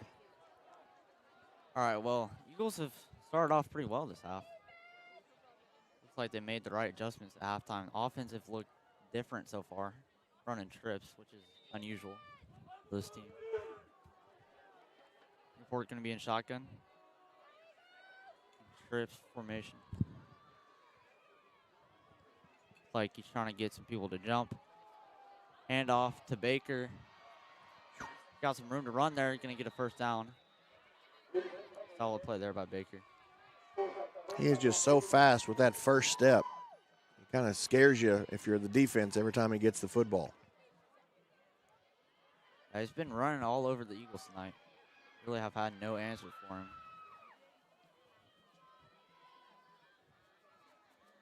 Second and short now, looks like, for the Wildcats. Same formation here. Hand off again to Baker. And it's going to be stopped up immediately.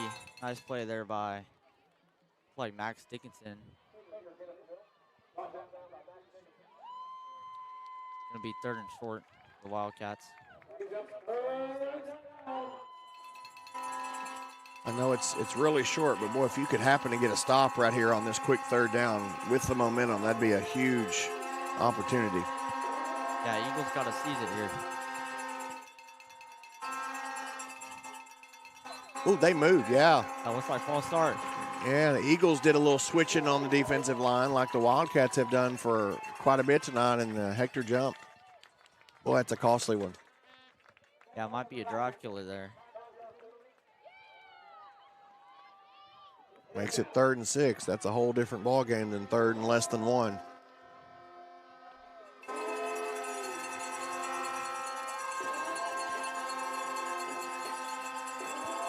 All right, 3rd and 6 after the false start.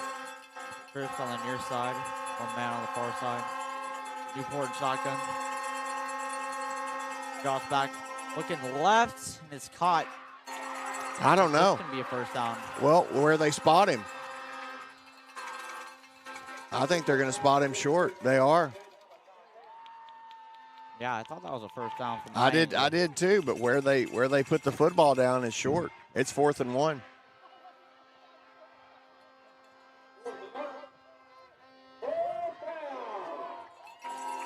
All right, this might be the biggest play of the game so far. They're not punting. Looks like they are punting. He looks like he's going to. Eagles don't believe it. They're not putting anybody back. And he is going to punt. He did, though, yeah. What a stop for the Eagle defense. A 3 and out, basically. Get away, boys. That is a great stop. The penalty hurts, and the Eagles get the benefit of one of those drive-killing penalties right there. Coop, you're doing a good job. Keep the helm, buddy. Yes, Plus is good luck. You know, Yeah. we're doing good. You're going to do that the rest of the season. Well, you got your good luck Mountain Dew down there. That's be the true, reason. too. Tim Kane brought us a good luck Mountain Dew. That Mountain Dew can heal a lot of things. Keep us going here with play-by-plays. The Eagles come back out on offense. Big chance for Conway Christian to nip into this lead again. Now they're down 12. Stone going to be in shotgun with McKinney in the backfield. Now taking a handoff to McKinney. Going to push forward for about 3 yards. Oh, thought the ball might have come out there. Might have been down, though.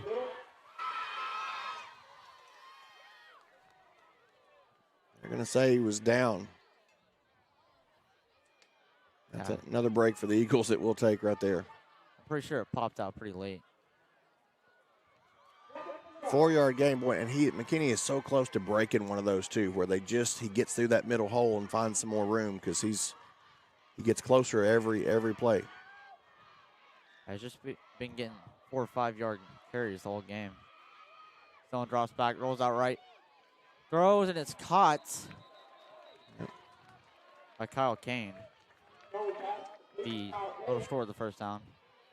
Xander rolled out and did a good job to keep his eyes downfield. He found Kane. The defensive player tried to go, it looked like for the interception maybe, but doing that actually hit Kyle at the same time, and Kyle went down. Good catch, though. He held on to the football. I think that's Kyle's first offensive catch of the night. All right, Stone going to be a shotgun. McKinney in the backfield once again. McKinney gets the ball. He's going to be just short of the first down, looks like. Yep. No, they're going to give it to him. Again, from our angle, it's a little hard to see. Well, the official on the near side signaled him pretty quick, so I thought he was a little short. We'll take it. Eagles are going fast here, too. They just keep coming right back to the line of scrimmage without a huddle. So I'm going to be in shotgun. Takes the snap, handoff to McKinney again. He's going to trudge forward a little bit. They're going to stop him. And his helmet gets ripped off. He's asking for a flag. Well, I mean, how do you rip your helmet off if somebody's not grabbing it? Yeah, they've missed a lot of face masks, I think. He does have to come out. When your helmet comes off, you do have to come out of play, so McKinney does check out. That time he hit a blue wall over there, only about a yard gain on that play. Clock moving faster. There's only 2:25 left in the third quarter. And it's gone by in a hurry. Carson Day motioning to the left side. Be twins on both sides now. Stone takes a snap, looks left. He lost the football. Oh, That's not what you want to see there. oh, just a fumble. Just a slippery football, and he went back to throw it, and it fell out of his hand. It felt like we had so much momentum there just to rip it all away from us like that. Kind of heartbreaking. Oh, that hurts so bad. And it's just one of those things. He just went to throw it. Just a little bit of cold night, slippery football, and it falls to the ground. He's got to get his head back up. He's got to bring us back if we're going to come back though. So he'll be ready next series. Oh, we got to have a short memory here. And off at the middle. Be about 2nd and 3. Another good run off the right side. Baker's just tenacious with his running. Just keeps grinding forward. Very few negative plays out of him. Newport going to be in shotgun. Takes snap, hand off to Baker. Baker's got some room to run, but he's tripped up by Matthew Corbin. What a play there. Great tackle from Matthew from behind, just pursuing him and got his shoestrings. Stopped the first down. OJ Scott rushing off the field.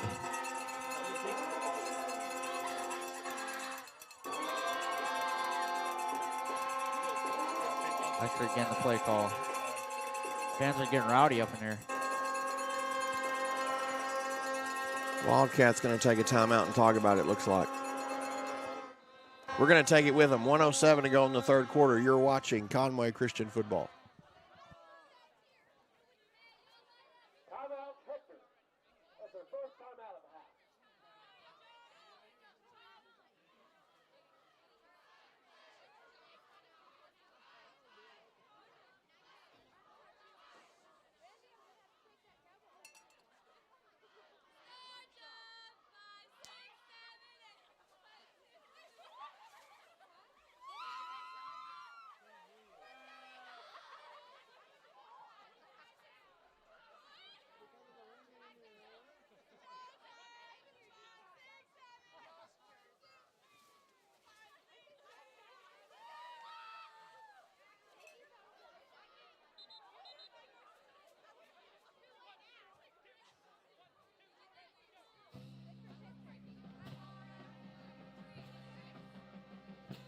Go ahead. All right, team's coming back on the field after that timeout from Hector. They're looking at a 3rd and about 2. It's a big play right here.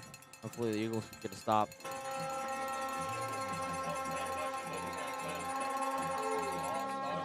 Like whistles before the snap. Looks like it's gonna be on Hector. Yep, same thing. Eagle defensive line adjusted. Wildcats jump. Yeah, another penalty on 3rd and short for Hector, and you really can't have that in a close game like this. See if the Eagles can take advantage of it, you know. Got to make this 3rd down pay now. When you got them scooted back, you got to make it hard. Hard for them to get.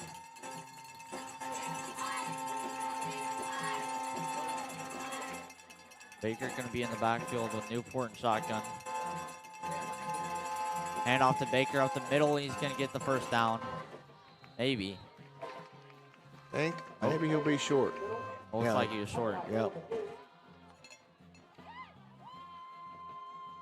Big play now. We're going to bring up 4th down and about 3, maybe 4. Chance to get the ball back right where you had it pretty much just a minute ago with the same field position if you can get a stop. Come on, Eagle defense. We're going to be in shotgun again. Baker in the backfield. We got a flag on the far side.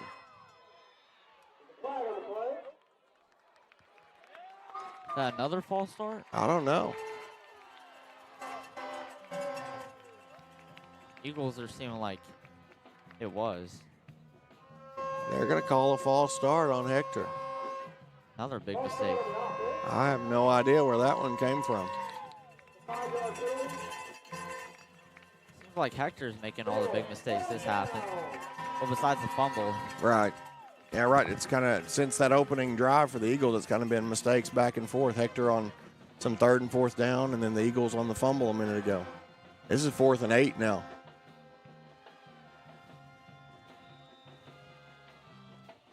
See what Hector does here. It's kind of no man's land. You're between the 35 and the 40. You could pin them deep on a punt, but you also could go for it without a ton of risk here. Looked like they're going to go. Import steps back, looking out left, unwinds, and it's caught. First down, First Hector. down. Fumble! Oh, he lost the ball. Fumble. Eagles get it back. Bo Wow. Campbell falls on it. I mean, it looked like they had the first down, but They did, as a great completion on a great route. yeah. And he got a hit, and I did not see who hit him. I didn't see who hit him either, but it was Bo Campbell on that recovery. Bo Campbell got the recovery, but somebody made a great tackle that put the ball on the turf, and the Eagles get it back. What a turn of events there both ways here in the late moments of this third quarter. Only 6 seconds left to go in the third. Eagles will get one more play here.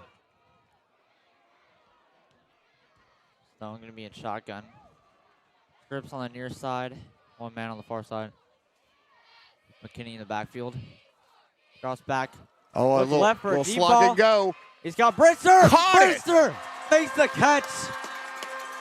Isaiah Brister with a great catch across midfield to end the third quarter of play. Actually, we're going to stop the clock till they set the chains. The 3 seconds will run off. Might be one of the best plays I've seen all season. That from was the an Eagles. incredible Wow. catch. Isaiah with a big gainer just went up and got it. Now there's 3 seconds. They'll start the clock. It should run. Clock should run.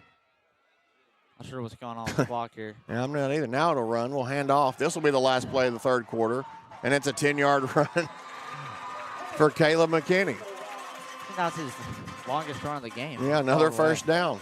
Yeah, solid way to end the third quarter. Guys, Eagles, yeah, go ahead. Yeah, they've got momentum heading into the fourth quarter here. Eagles trail by 12, but they've got a lot of momentum. Last quarter coming up next. You're watching Eagle football.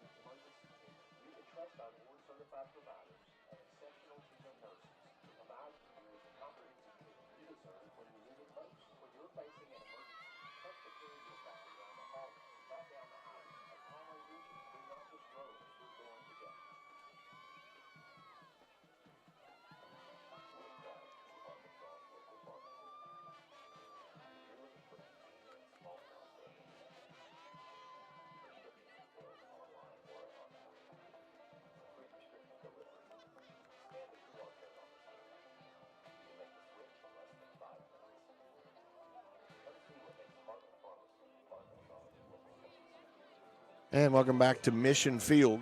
12 minutes remain in this football game as 12s are wild. Eagles with 12 points on the board.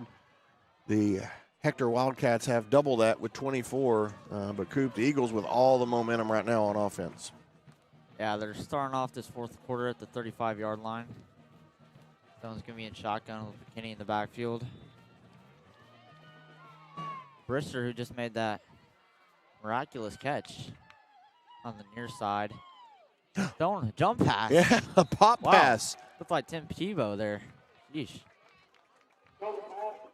He rolled out, and I thought he was going to tuck it and run, and at the last minute, he chunked it down the field, but completed it for a good gain. Scared me, but he got a good gain out of it. That was pretty risky, but it paid off. Yeah, he had his receiver there right at the sideline. I mean, it was a good connection, but yeah, just that late in the play to throw it, it just kind of makes you take a deep breath. Eagles back to work here. It'll be 2nd and 3 at about the 32. Or 27. Don't take the snap. Hand off to McKinney. And he looks like they're going to mark him just short of the first down. Yeah, good run straight ahead from Caleb. Again, just that workhorse. He's carried the ball between tackles all night long and continues to get good positive yardage on those dive plays. 3rd and short.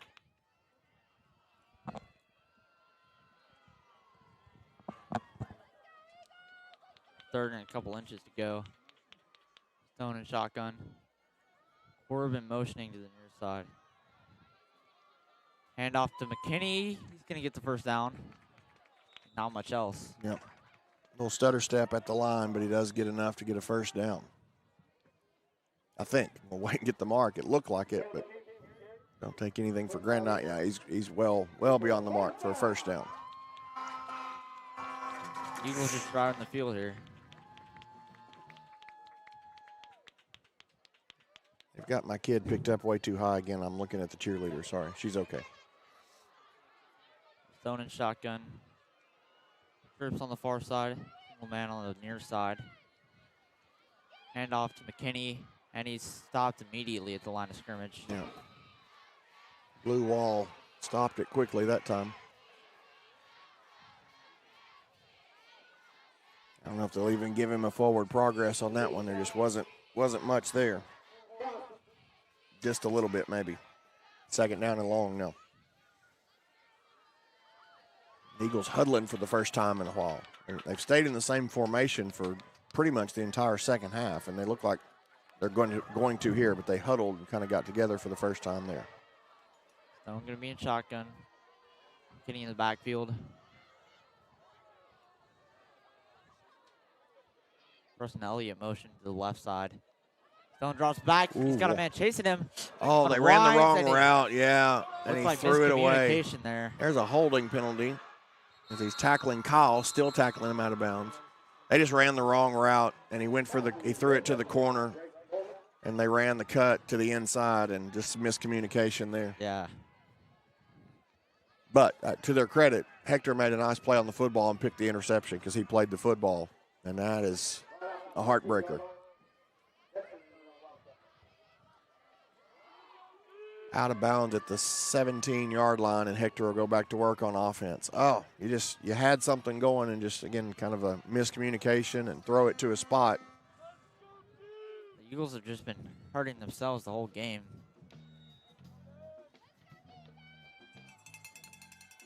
Back to defense work, though. Got to get another stop. Try to get the ball back here deep in your own territory if you can hold them. He stopped immediately. Solid play there by the Eagles D. I want to say again, I know I beat this drum a lot tonight, but both of these teams are just what you want to see with young men playing high school football. Helping each other up, pat on the back, playing hard, between the whistles, but everything clean, everything nice.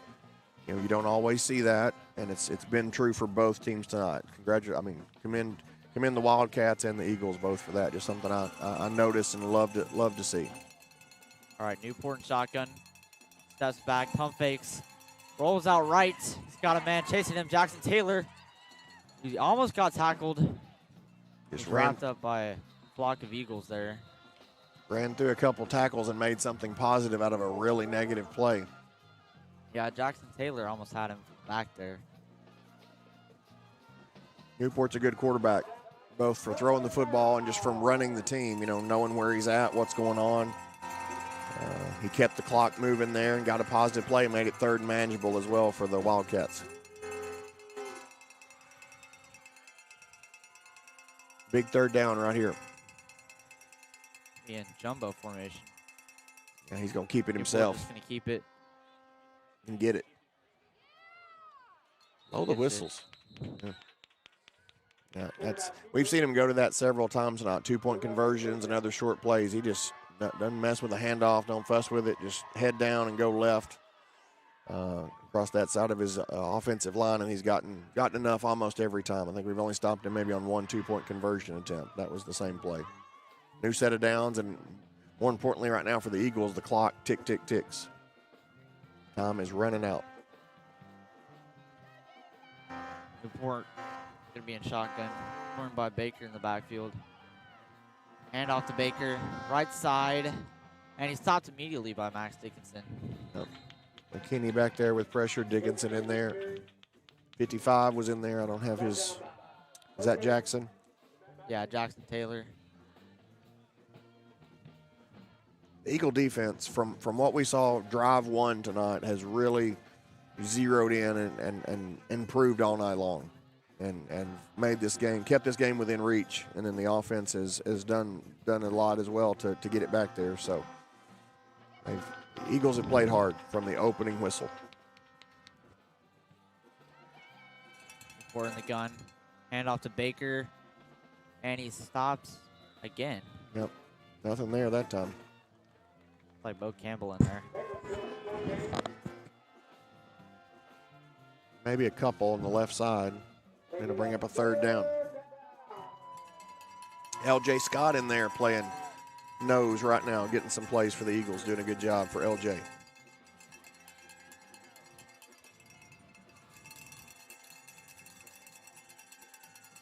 Big third down right here. Newport in the gun. Takes the snap. Fake to Baker. Goes out right and is caught. Oh, and he didn't get the tackle. And a missed tackle. Tell you what, they lucked out. Brister came on a Yeah. cornerback blitz, and they happened to be throwing right there. And that left the Eagles on an island, and he got a completion and flipped the field with a good long run down to the 35-yard line of Conway Christian. Just unlucky break right there that those two things happened to coincide. Good execution by the Wildcats.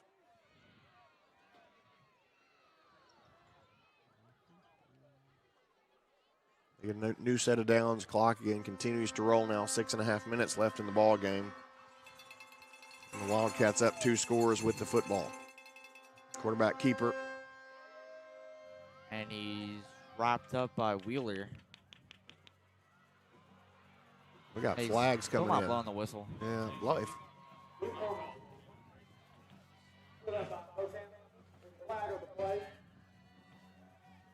You don't blow the whistle and stop the play, but then you drop a flag. I don't really know what guys are supposed to do over there. The officiating has been maybe a little bit off tonight.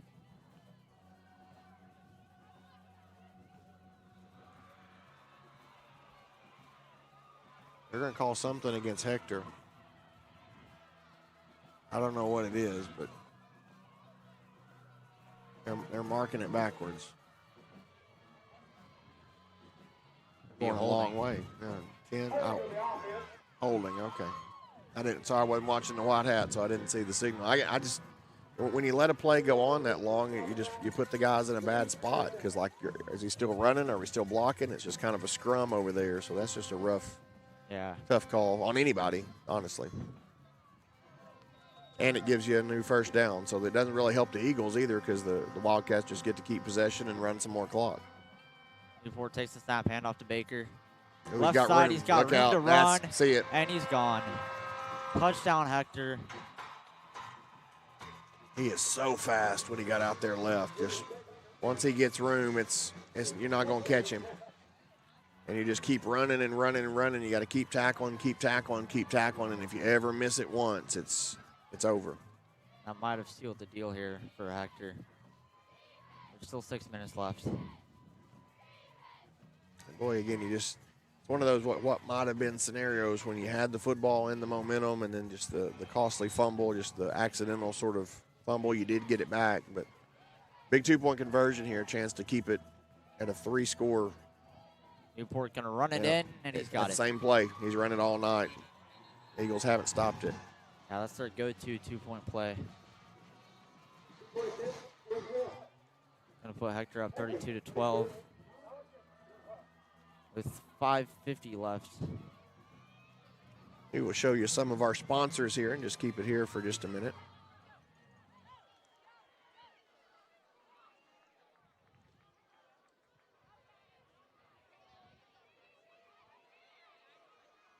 As the kick team comes out, Hector will come out and kick it away again. Again, 20-point game now. And Hector has certainly earned that. And then in a lot of ways, it's closer than the scoreboard might attest.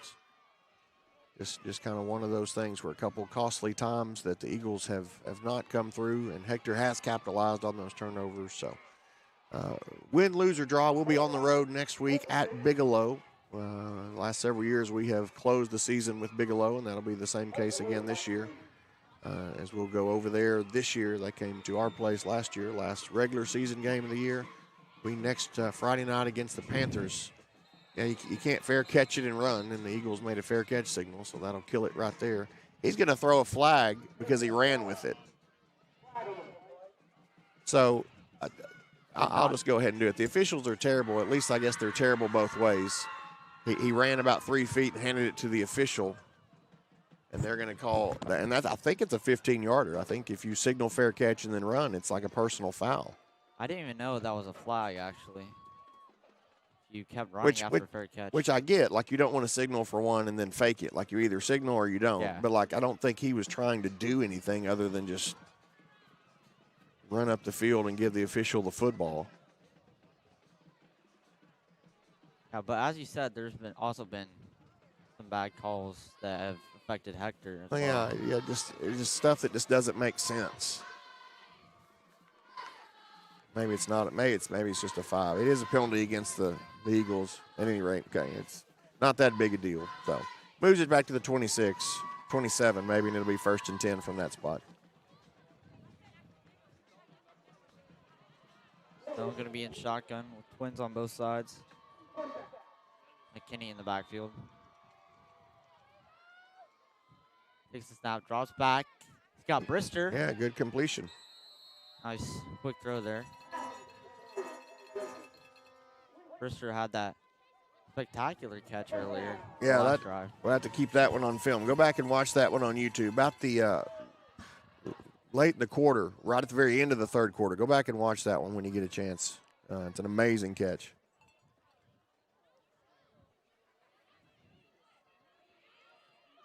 Still going to be in shotgun with Kenny in the backfield. Looking right and miscommunication there. Something again. And I tell you what, Kyle Kane was by himself down the seam. Now, again, I know that maybe that's because the defenders are jumping up when that's thrown, but when my eyes got up, Kyle was right at the CCs and running alone. But hindsight's 20/20. Yeah, I'm pretty sure I've seen Kyle open a lot this game. I don't think he has a catch yet, though. Just one, I think. Throws the Now right 2. side. Now he's got 2, yeah. Oh, come on, dude. I'm not sure what that He made a tackle. celebration's Yeah, about. that's yes. and I've Give him bragged the on him flag. all game, and rightly so. But there's just no sense in that. Like all the extra, he made a tackle. It was great. But come on. Yeah, just no point. I mean, there. and I don't want anybody to do that. Like that's not the scoreboard. That's not this or that. It's just play football. Ain't nobody got to do a bunch of extra. So, and I know that Hector may be upset because they've had the lion's share of the penalties, and a lot of them very questionable. I will be the first one to say that. But they shouldn't be worried about that one. That's extra for extra's sake. So, anyway. Well, after the flag, Eagles going to flip the field. Yeah, and we'll put it over into Wildcat territory here. Stone and shotgun with twins on both sides. Looks like he's trying to call. Not sure what's going on.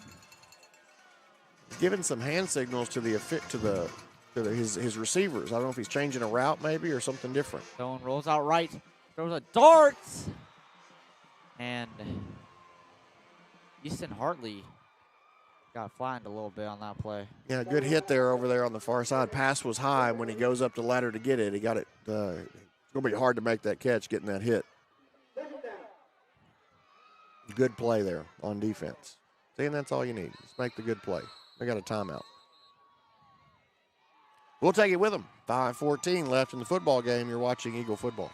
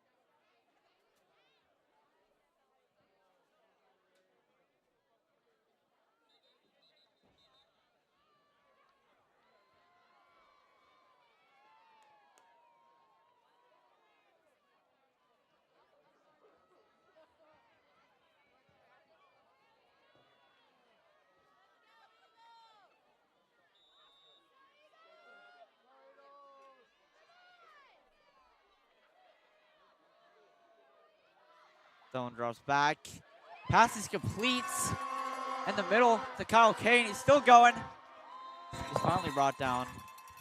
Be a first down and some change there. We just mentioned he didn't have a lot of catches, and he's gotten 2 back-to-back since then. There is a flag on the play, so I think it's going to come back. Probably a hold here, based on where it is. Stops the clock with 5:04 to go in the game. It is going to be against the Eagles as they mark it backwards. Holding against Conway Christian. The Eagles have not let up here despite the scoreboard. You know, they've played tough all game. Yeah, and that's one thing you like to see with a group is that no matter kind of what the scoreboard says, what the quarter, what time it is, that you're playing hard. And they have done that since the opening whistle. Want to commend them for that for sure. Points on both sides. Stone and shotgun. Draws back. Pump fakes. Unwinds deep. Just out of the reach. Yeah, threw out of the reach of Brister there. Yeah. Hector had good coverage, had bracketed coverage, guy on either side. Conway's pulled away from Little Rock Christian a little bit, 31-17. Just look around the county scores. Let me get an update on that Mayflower-Salem game, see how that's going. Greenbrier's up 42-14. Bologna's down 42-7 for other scores here in the county. Let's see if we can find one. Haven't seen an update to the early Mayflower score here. Information here. Stone draws back once again. And the missed assignments there on the O-line leads to a sack. Yep. Just nowhere to go when he got back there. He just took a drop and about all he could do. Like a timeout. Eagles can use a timeout here. We'll take it with them. 4:38 to go. You're listening to Conway Christian Football.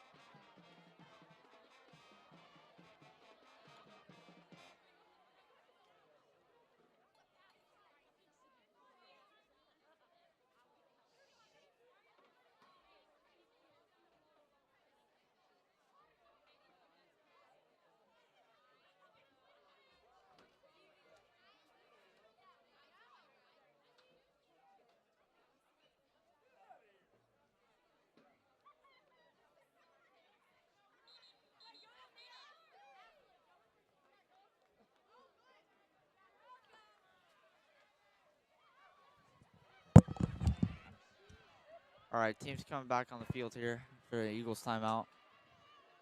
Going to be 4th and 6 miles. Yeah. Got to go. I mean, there's nothing left to lose here at this point. Bet we're going to chunk one over here to Kyle. See if we can get something. Oh, here comes Bo. Now we got to. Like offsides on Hector there. I guess, unless somebody moved. Everybody came across. 5 will get you a little. We'll take what you can get, right? When 4th and that long. Yeah, 4th and 5 miles now. There you go.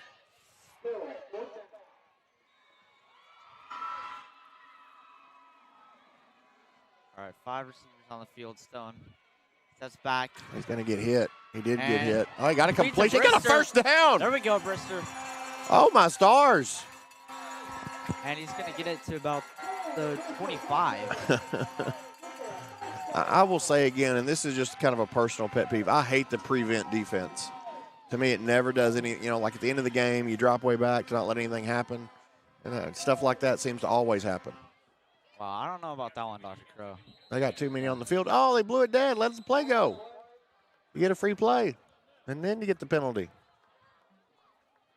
They don't blow. Oh, they're going to call it against Conway Christian. Wow. Oh, my stars. Hector had guys running off the field, and they're going to call a false start against Conway Christian. Hey, they are terrible, but they're terrible for everybody, so I guess we'll take it, right? Good gobbledygook. That's incredible. Coach Kramer's going to get a 15-yarder here on top of it because, he's about to lose the sanity that he has left. Remind me of the rest from the Auburn-Georgia game. couple weeks ago. I would agree. I would agree. And there's been quite a bit of that this year, it seems like. Now he's going to take the flag away and just say what? Timeout. Going to give Hector a timeout. Okay. Well, we'll take that. All right. What a weird sequence. Yeah, just crazy. So we'll take another break with them. 4:27 to go.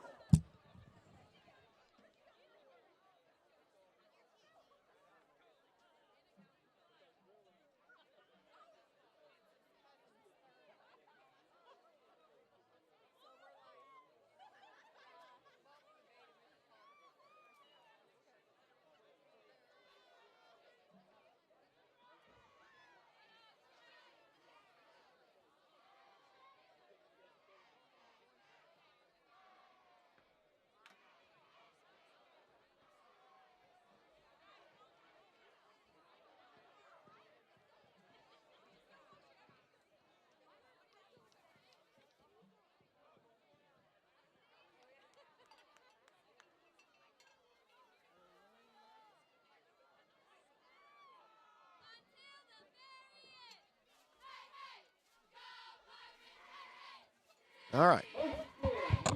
1st and 10 for the Eagles. Stone and shotgun.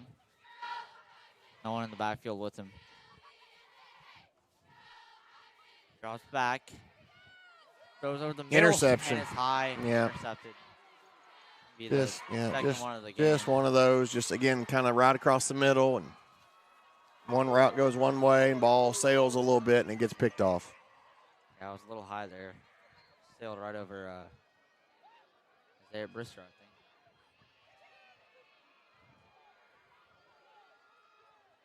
Again, remind you, we'll be with you next Friday night. The Eagles will finish the season at Bigelow. And about coverage of that game, we'll find out about that.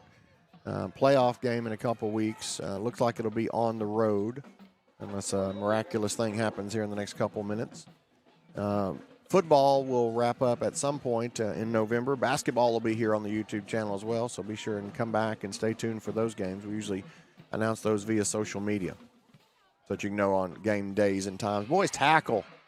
Wow. Yeah, that's just – we got guys laying down in front of him hoping he'll trip. Like, come on now. Might be letting go of the rope a little bit. Yeah, you got to finish it up. Don't let the score make this look like it wasn't as close as it was. And Hector won, would have won the game. This was not a blowout by any stretch. You don't want the score to look like that at the end. Finish up here. Plus, it's your last snaps at Mission Field. So, if we take away a few mistakes from this game, it'll look very different. Absolutely, and at certain opportune times, that's the way mistakes seem to go. Is they always seem to kind of pop up at the worst moments, and sometimes that's just the nature of football. So. And something going on the sidelines there. Yeah, they're wanting a horse collar tackle. Yeah. Wasn't watching. With that run on the far side. I don't know. You get to a point in this thing too. Just finish it up and let everybody chill out and go home.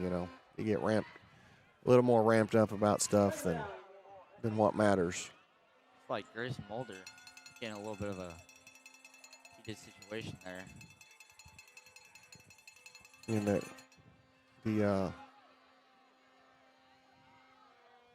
They're running the play clock down, running the football, trying to run the game out. So everybody's doing what you're supposed to do here. So just kind of let that sort of thing happen. Cook takes the handoff. Tackle. Almost stopped by Maddox, but brought down by. He has just run the football so well and so hard all night. Yeah, every time you've tackled him, you've had to really work to tackle him. And again, that's a sign of a good running back. And as I said earlier tonight, and I'll reiterate it, he's going to be a problem for whoever Hector sees in the playoffs. They're going to have to key on him and figure out a way to slow down the running game, because he has done the work and the lion's share of it for the Wildcats here tonight for sure. Yeah, it seems like he's broken a tackle almost every play tonight. Yep. Yeah, I do not recall. And then you got this on the backside of it, a quarterback who is a great runner as well. And when he carries the football, he gains positive yards almost every time he runs down the field too. picks his spots and does well finding those empty holes. And so you got that. And he's thrown the football well. And there have been some good receivers, big, tall receivers, and great players all around the field for the Wildcats. So.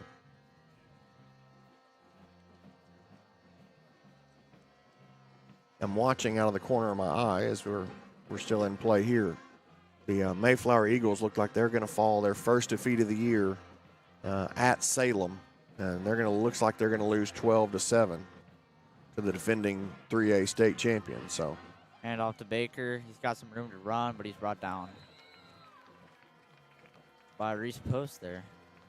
And again, and you see Baker and Reese after the play helping each other up, all that sort of stuff. And that's what you like to see with high school football. So not all the extra stuff and the yelling and the hollering and all that stuff. Just play and compete hard, but do it the right way.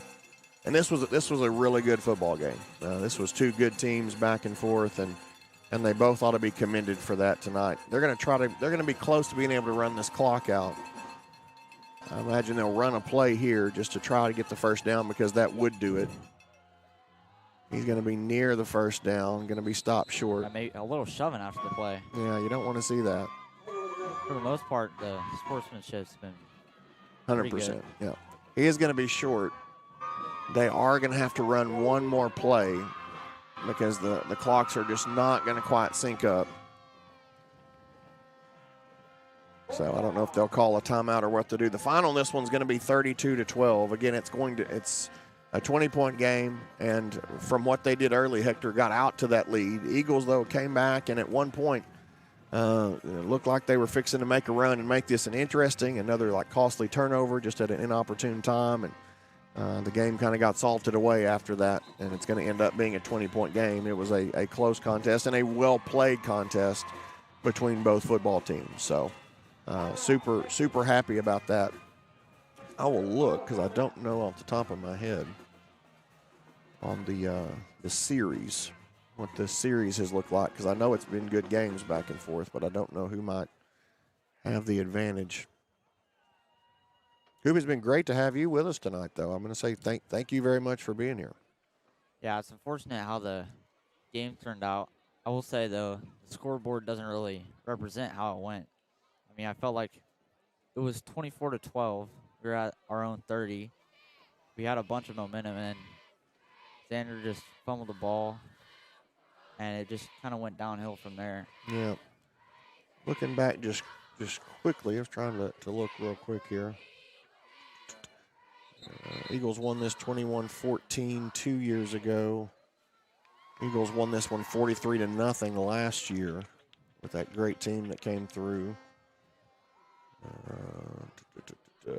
Can't find a year after that here very quickly. But it's been a very good series, a very competitive series, back and forth. Eagles kind of had that weird game last year. Hector was a really good football team last year, and Eagles just were clicking for whatever reason that night, as they did several times last season, and ran away with that one. This one was another good football game. There's 5 seconds left. Just let him. He's gonna run. Don't run back there. Don't do that. Okay, yeah, good job, Ben. All right, and he'll run back and take a knee, and that'll do it. Probably just lost all his rushing yards there. He may have. The stats may not bear that, but that's, you like to see one in like that, though, where he can just kind of run back and